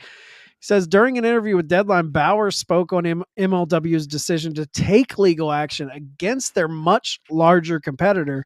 He said there are several things that have come up that have disrupted our business in terms of talent and tampering with contracts. Overall, it's just the suppression of the growth of our business that we looked at. So this isn't just tampering with one deal, one piece of talent. It's the totality. Bauer said that one can look all the way back to the 80s with McMahon's efforts to expand WWE nationally at the expense of the territory system. The MLW boss says that WWE's aggressive expansion has grown problematic, and he believes the company will not soften its stance on creating what he feels is a monopoly. Vince McMahon wants to own all the boats. That's how you build an empire. Wow. He's not the hero we deserve, but the hero we need. He's going I out love there. that he's going after him, man. If you feel wronged and you feel like they're screwing around with your contracts, like you can either sit there and be quiet and let the big global monolith take over, or you can stand up and say something. And I respect that. The interesting thing about the lawsuit alleging that Stephanie McMahon talking about MLW and Tubi, and Vince McMahon was accusing a threat to pull WWE content from Fox if that deal went through. It seems like it's petty on their side as well, that the big dogs in the yard still, eating out of the small dog's dish and saying, what are you going to do about it? That's what it feels like. Yeah, it's total corporate bully bullshit, man. I eat this stuff up. Like, fight the good fight, MLW. I know MLW locks people into shit too. They're not above being assholes. They've tried to be. I think Joey Janela had a big issue with MLW. I think they've locked in Mance Warner and wouldn't let Mance Warner go to a major promotion. So they've done some shady tactics too. That's pro wrestling. So Mandy Rose comments on the possibility of signing with AEW. So she does have a history of relationship with several AEW talents. I mean, she's been partners with Dustin Rhodes in WWE's Mixed Match Challenge. She teamed with Saraya as part of his Absolution faction. So she was on Renee Paquette's Sessions podcast, and she said it would be nice to reunite with her old school friends in AEW, but hasn't decided if she's going to come back in the wrestling business at all. So I don't know if she has a place in the AEW women's division. It feels like she kind of blends in a bad way, and I think maybe there's more money or things to do elsewhere. An indie run might do amazing things for her. I know she doesn't need the money. She clearly doesn't, but I think as far as wrestling goes, I think more to give on, as J-Bone mentioned before about potentially Jay White. I think she would do well in like a GCW. I think it would be cool to see her there, or Impact. I think that would be because she'd have the Kerry Morton feel. She'd get a lot of heat in that way. Dude, give Mandy Rose a GCW run. Could you imagine that? Could you imagine her as a heel in that company? Or that's what I want to see. The dude in the front row with the piss jar might have a heart attack seeing her in person. That's so true. Out and die. He would pass out. He wouldn't make it through the show. So funny. And speaking of MLW, they've reached a new sponsorship with sportsbook site Bet Online, as well as the TV rights deal we discussed last week with Reels to broadcast their show MLW Underground. And it appears this new agreement is only one step of getting MLW and Reels a grow on making wrestling part of their station. So per Fightful, Reels plans on making a big push with wrestling content going forward. While the push includes the MLW brand, it will also include an upcoming biography shows on certain wrestling personalities. So they talked about guys, different guys, DDP, Tammy Sitch, Chyna, Jade Cargill. Yeah. interesting things going on in reels, and other people are in the wrestling business, and there's a lot of money to be made in sort of this wrestling pot of money. Interesting to see this with MLW. They're in the mix. They really are. Yeah, and I feel like a lot of channels like this, like Reels, these kind of offshoot side, not the major TV channels, they're looking at Vice.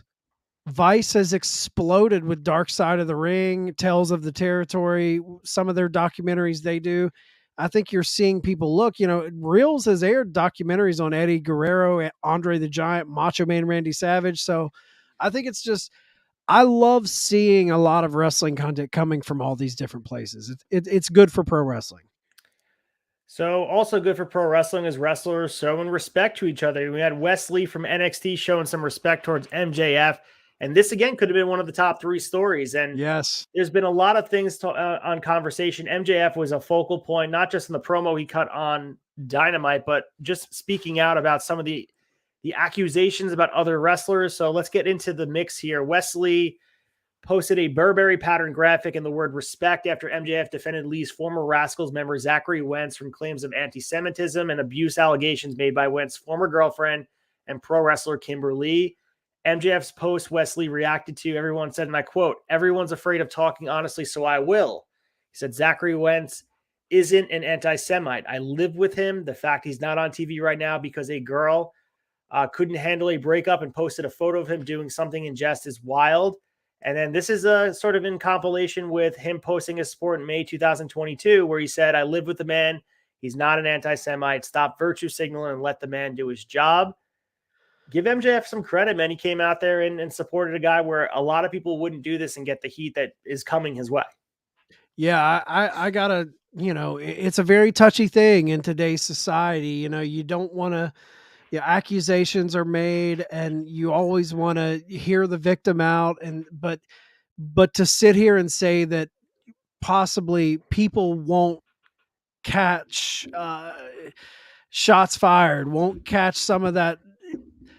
Some people will use good movements in bad ways. And I do think this is one of those things where someone has used a bad tasteless joke and tried to throw him in and lump him in with this societal movement, the speaking out movement, the Me Too movement. I think you can't say that there aren't people using that for their own selfish means. And I think MJF's pointing that out, like, hey, I know this guy. I lived with him. I know his true intentions, and this is bullshit. So I respect someone for speaking out, because in today's day and age, man, it's risky. It's risky to back someone who is kind of in the crosshairs of social media. And finally, on the quick hitters, Jon Moxley will be joining Josh Barnett's Bloodsport 9. So this will be on WrestleMania weekend, and this will be Jon Moxley's. I mean, this is his 2nd or 3rd appearance on Bloodsport. He's been quite the regular. Three at least, right? Yeah. So Jon Moxley still able to take these bookings elsewhere. We thought we were saying goodbye to him in that GCW collective area, but it looks like he's back in that orbit, ready to do some more business, and I'm here for it. It's good shit. Yeah, I think him and Josh Barnett are buddies. He loves Josh Barnett. And I agree with Josh Barnett's tweet, man, when he said, "What would a Bloodsport show be without one of its staples? A man-controlled chaos." I agree. Like, Bloodsport seems like it's right. It's tailor-made for Mox. Yeah, and some of those things too on the indies. I mean, what's become like, there's a Brooklyn promotion called New Fear City near me. They do no ring death matches, and that's been catching on a little bit. And some good shit. They put like a rock and roll concert on, whatever music, hardcore music, punk rock, and then they'll have the death match happening at the same time. That was just one this past weekend. Joey Conway and Gabe Skye went out there and crushed it. No ring, light, just wrestling on the floor. Yeah. Good shit. If you're into that kind of stuff, check out New Fear City.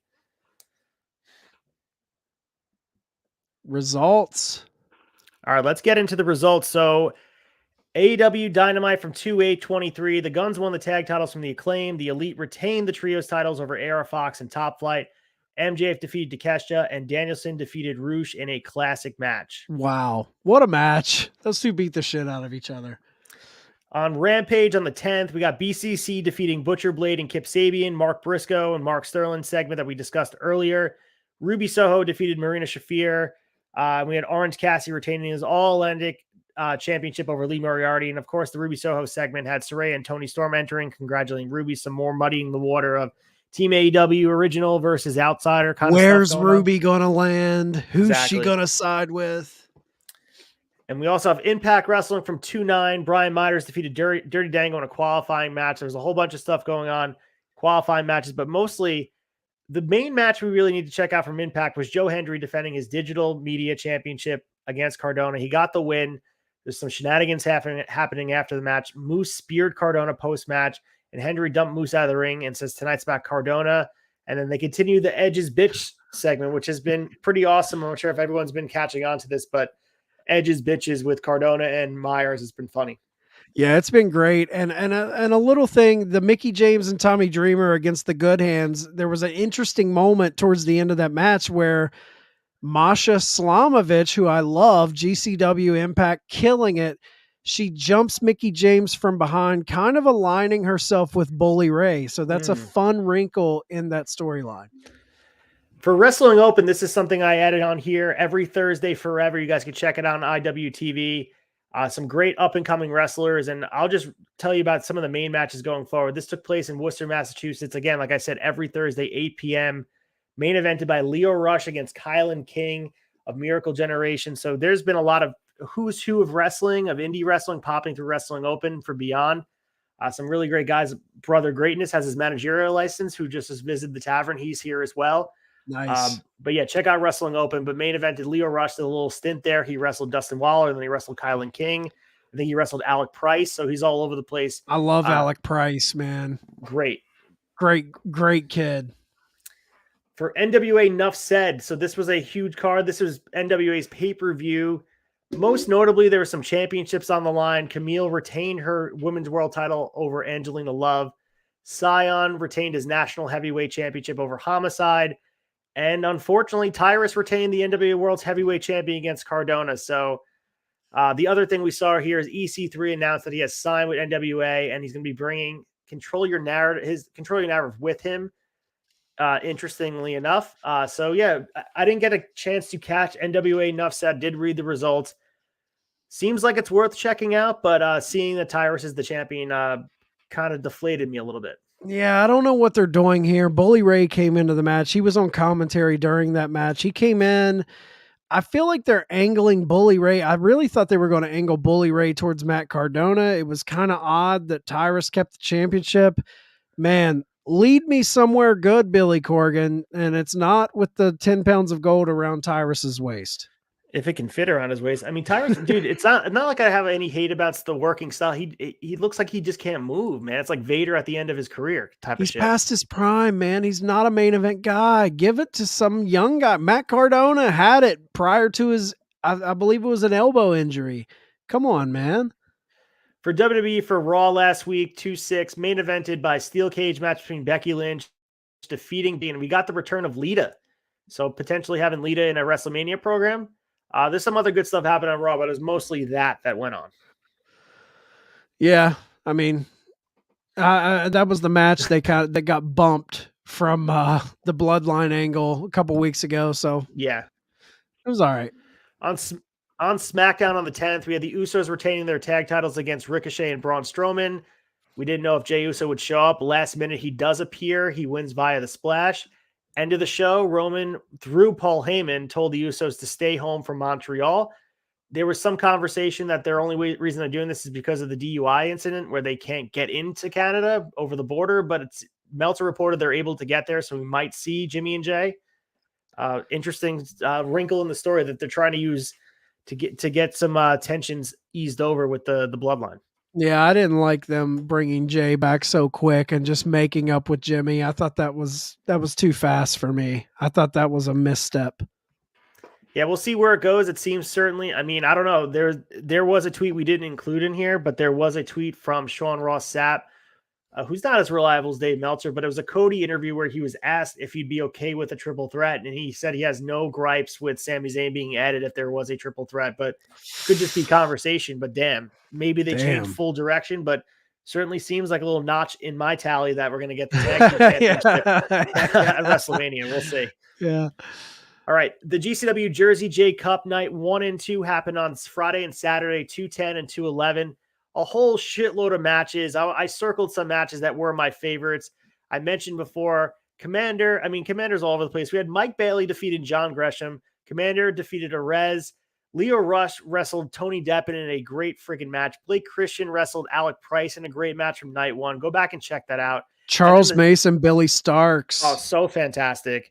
And then in the semifinals and the finals, we had Mike Bailey defeating Blake Christian. Jordan Oliver had a banger against Joey Janela. Mike Bailey and Commander win the second round. Jordan Oliver and Charles Mason. And then overall, the finals, Jordan Oliver defeated Mike Bailey in what might have been early match of the year contender. So go back and check that out. Great 2 nights of wrestling. GCW goes out there and crushes it. It's not just about the hardcore and the death match and the light tube. Sometimes they just have great fucking matches. And this was an example of it.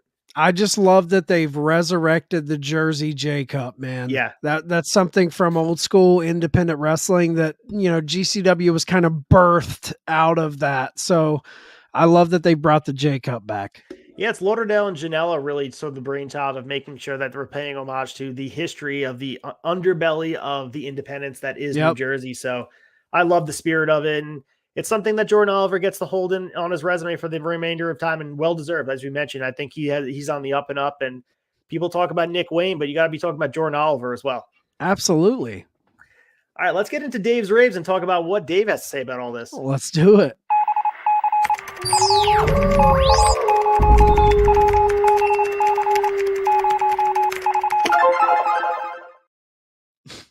I love that bumper, man.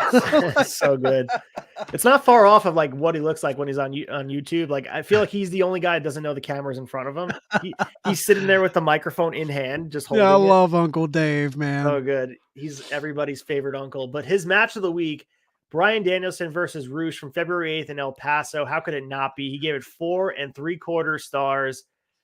Man, great match. So I mean, speak some accolades on it if you want to, but I don't know what else could be said about how great it was. It was just a mean match, man. When I looked at mean. Everything they were doing, mean. Roosh, I got to be honest, man. I wasn't big on Roosh. I mean, I liked Roosh. Was he one of my guys? No, but man, that match, how could you not watch that match and be like, Roosh is legit? Certainly was a coming out party. I think we finally saw maybe what Tony Khan saw in locking Roosh up so quickly following. Yeah. I think he came in and everyone thought that he'd be pushed under the ROH brand, but it seems like he has bigger plans for him. He wants him involved more so like he's being pushed. Obviously he doesn't come with the emotional baggage that Andrade seemed to bring, but like Roosh is the type of character that he wants to build around. And why not? If he's going out there and doing what he did against Bryan Danielson, showcased in that way, man, I was so impressed. Dude, it was so entertaining. Such a fun match. So hard hitting. Danielson's having the time of his life right now. Like he's having the time. He loves the pain. He's loving every minute of it. Speaking of Bryan Danielson, he is the aforementioned performer of the week. And how could he not be? I probably, my second would probably be, and I know Dave doesn't put as much emphasis on GCW as probably a lot of us do, but I mean, you could have won Jordan Oliver. He had a great weekend, and I don't know. I think Jordan Oliver, I'm going to give him my 1B. Bryan Danielson deserved it, but Jordan Oliver had a great fucking weekend. Not just because he won, just because of the matches he put on. Dude, everybody needs to keep an eye on Jordan Oliver because GCW is lucky that they have him right now. The kid's hitting another level. Don't be surprised in this next year if NWA or Impact or AEW or WWE comes calling, because enjoy his GCW run because there's big things coming for that kid.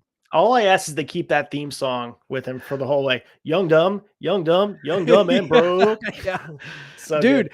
I was thinking the same thing about Nick Wayne. It's like, I hope Tony Khan buys the rights to T.I. So good. So good. You got to buy the rights to T.I. for Nick Wayne, man. Oh my God, it's so good.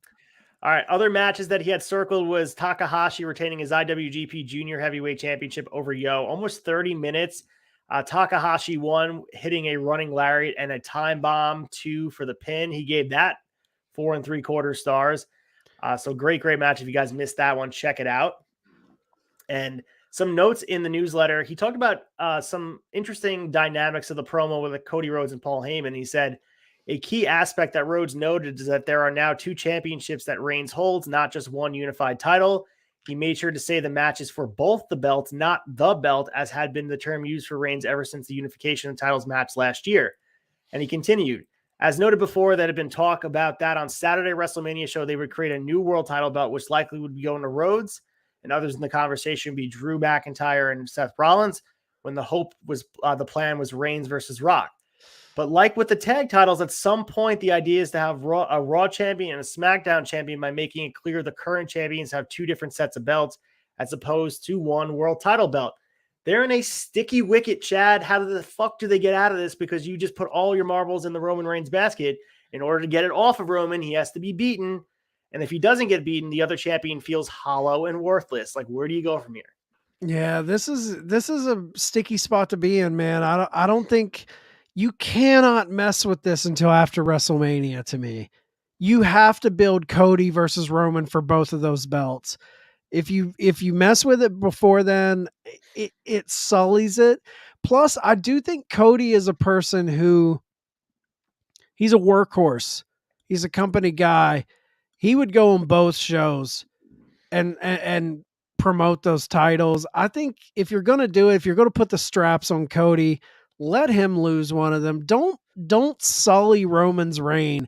Roman needs to lose as holding both titles.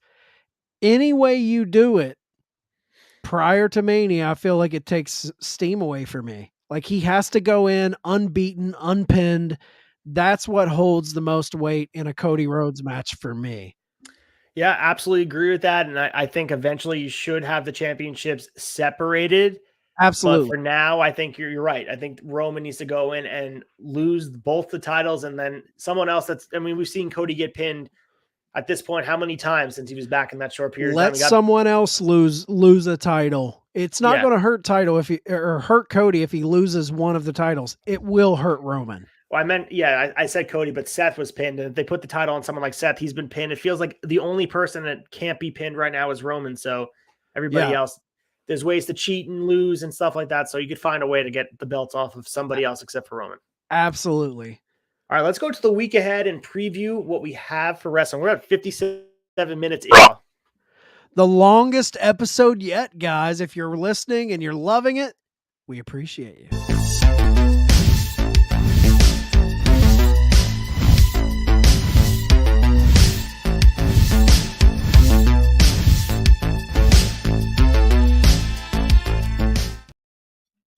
I feel like that opening social media topic crushed us, dude. We went like 35 minutes for it, but it was great. It was a big topic. We didn't even plan for that to be a big topic, but we went in on it. So yeah, I agree too. And I think, like we were saying before with the quick hitters, there were so many stories that could have been top 3, and it just wound up being. It was almost like we had 6 of the top 3. So whatever, it's all good, man. Big 6.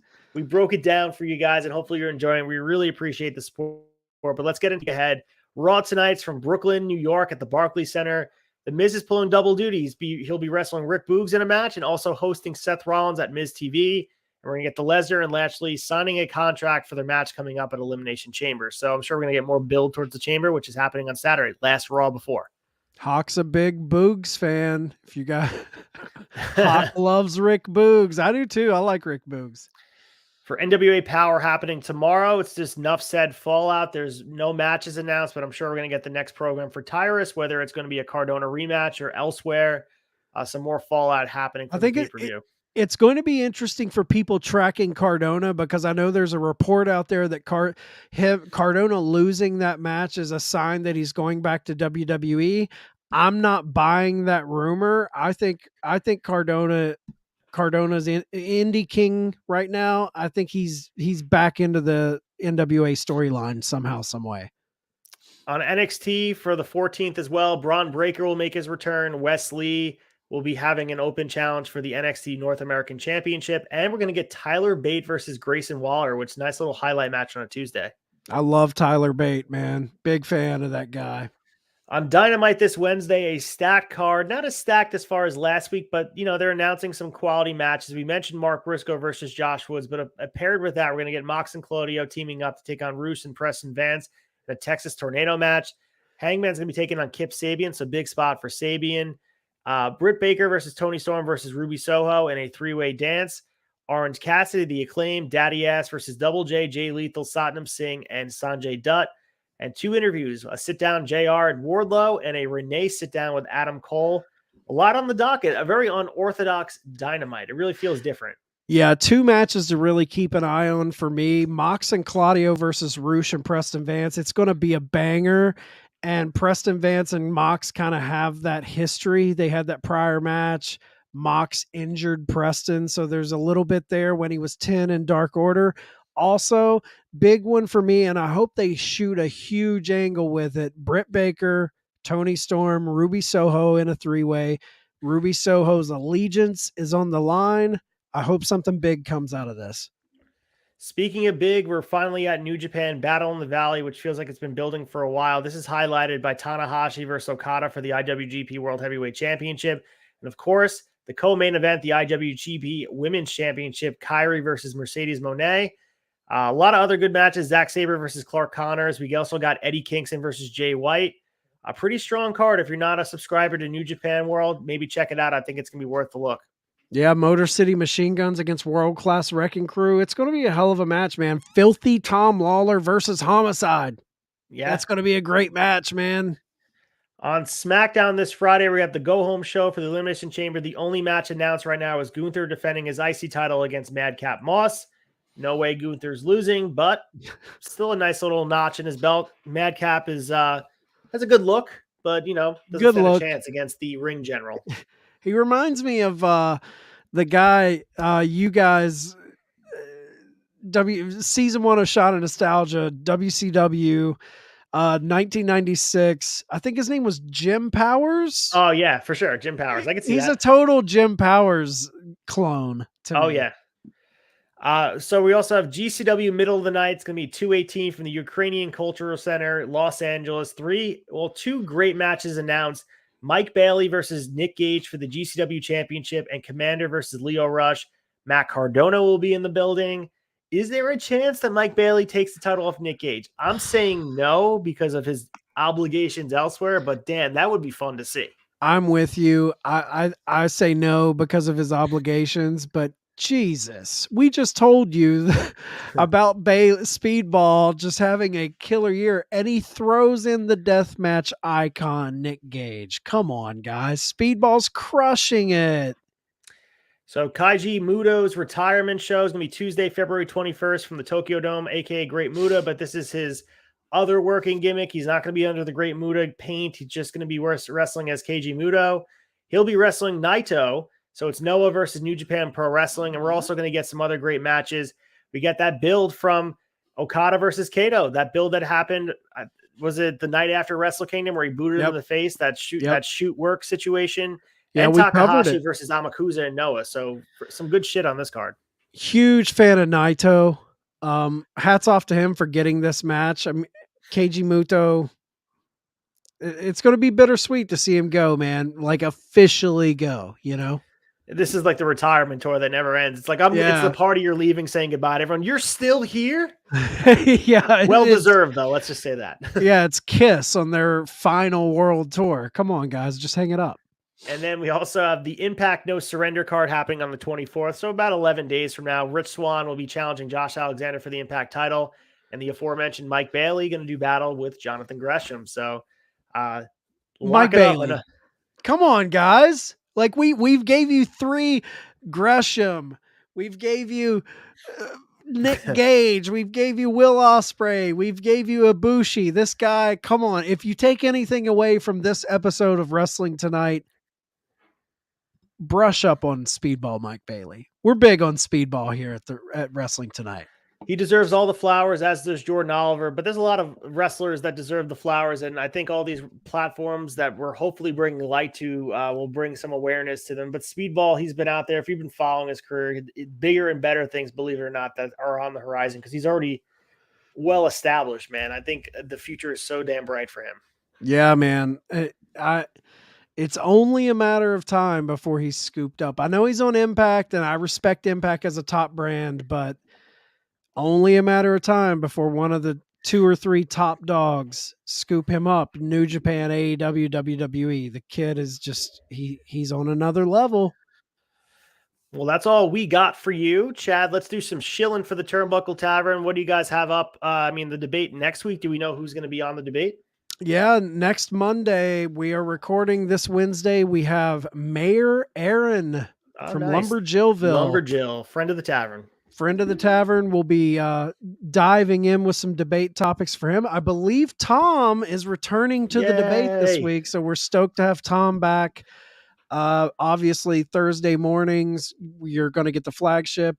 And if you're a fan of the entrance theme invitational, tune in, because this is the final round in the final, or in the Elite Eight, and then next week we'll crown the champion. So, and there's some fun things planned on the flagship in the couple months before we start the new entrance theme invitational. We have some fun stuff in store, so tune in every Thursday. And obviously all the other shows, Fig Night, Raw Down, Shot of Nostalgia, anything like that going on, go to theturnbuckletavern.com, subscribe on Apple and Spotify, subscribe and follow on YouTube. Everything we have every night of the week, it's worth a shot. It's worth you to give it a shot. And thanks for everyone that showed up at the Victory Pro Wrestling Turnbuckle Tavern table. You guys pulled out some stickers. I know we got some new follows and people are commenting on some posts. So appreciate the love and support independent wrestling. Of course, if you're in the area, Remarkable Wrestling, February 24th, Steel Cage Warzone 5-on-5 in a cage, traditional war games. Also a 30-man over the top rope battle royal, aka the Remarkable Rumble. Winner gets the shot in April for the world title against Gabe Sky. I'll be ring announcing. Come and say hi. Pick up one of the official ACEFIELD retro trading cards. I'm signing them, and the limited edition. So pick them up when you can. I got one for you. You don't have to, no paying, sign on the way I need to West one of Virginia those right now. Yeah, man. I love a good indie wrestling cage match. It takes me back. Me and Sneed went to an independent wrestling match here. It was Rhino versus Shane Douglas. This was about 3 or 4 years ago. And it cracked me up because at the local indie, the first thing you see Rhino and Shane do when they get in the ring, they check that fucking cage. They go up and shake it like, did these people put this cage together? There's nothing like an independent cage match. It's so exciting. You guys definitely go check that out. Yeah, and we're going to be crowning the first ever women's champion too, so don't want to, lose sight of that. But the cage is going to be put up. It's for, believe it or not, it's going to be 5-on-5 war games. It's going to be an absolute can't miss show. Check it out. Remarkable Wrestling always crushes. I love those dudes over there. That's awesome, man. That's all we got, man. Chad, lead us out, man. Let's say goodbye to the friends. And you guys, thanks so much for watching. This has been a blast. I know it's long, but we hopefully gave you guys a lot to chew on for the rest of the week. Yeah, we had a lot of fun topics. Guys, every time you tune in and listen to us, it makes our day. We're a new show. We're 7 episodes in, 8 if you count our little breaking news episodes. So any support, I know we've got some love here lately. I saw someone coming out and jumping in the comments and kind of blowing our egos up. So we appreciate that. We can't walk through the door now. Our heads are so big. So thank you guys for giving us love and listening. We just want to be a show that kicks off your wrestling week. So next week we'll be back to give you some more news. And as always, like we always say, keep it stiff, keep it snug. Any parting words, Ace? Jay Briscoe forever. See you guys next week. Reach for the sky, boy.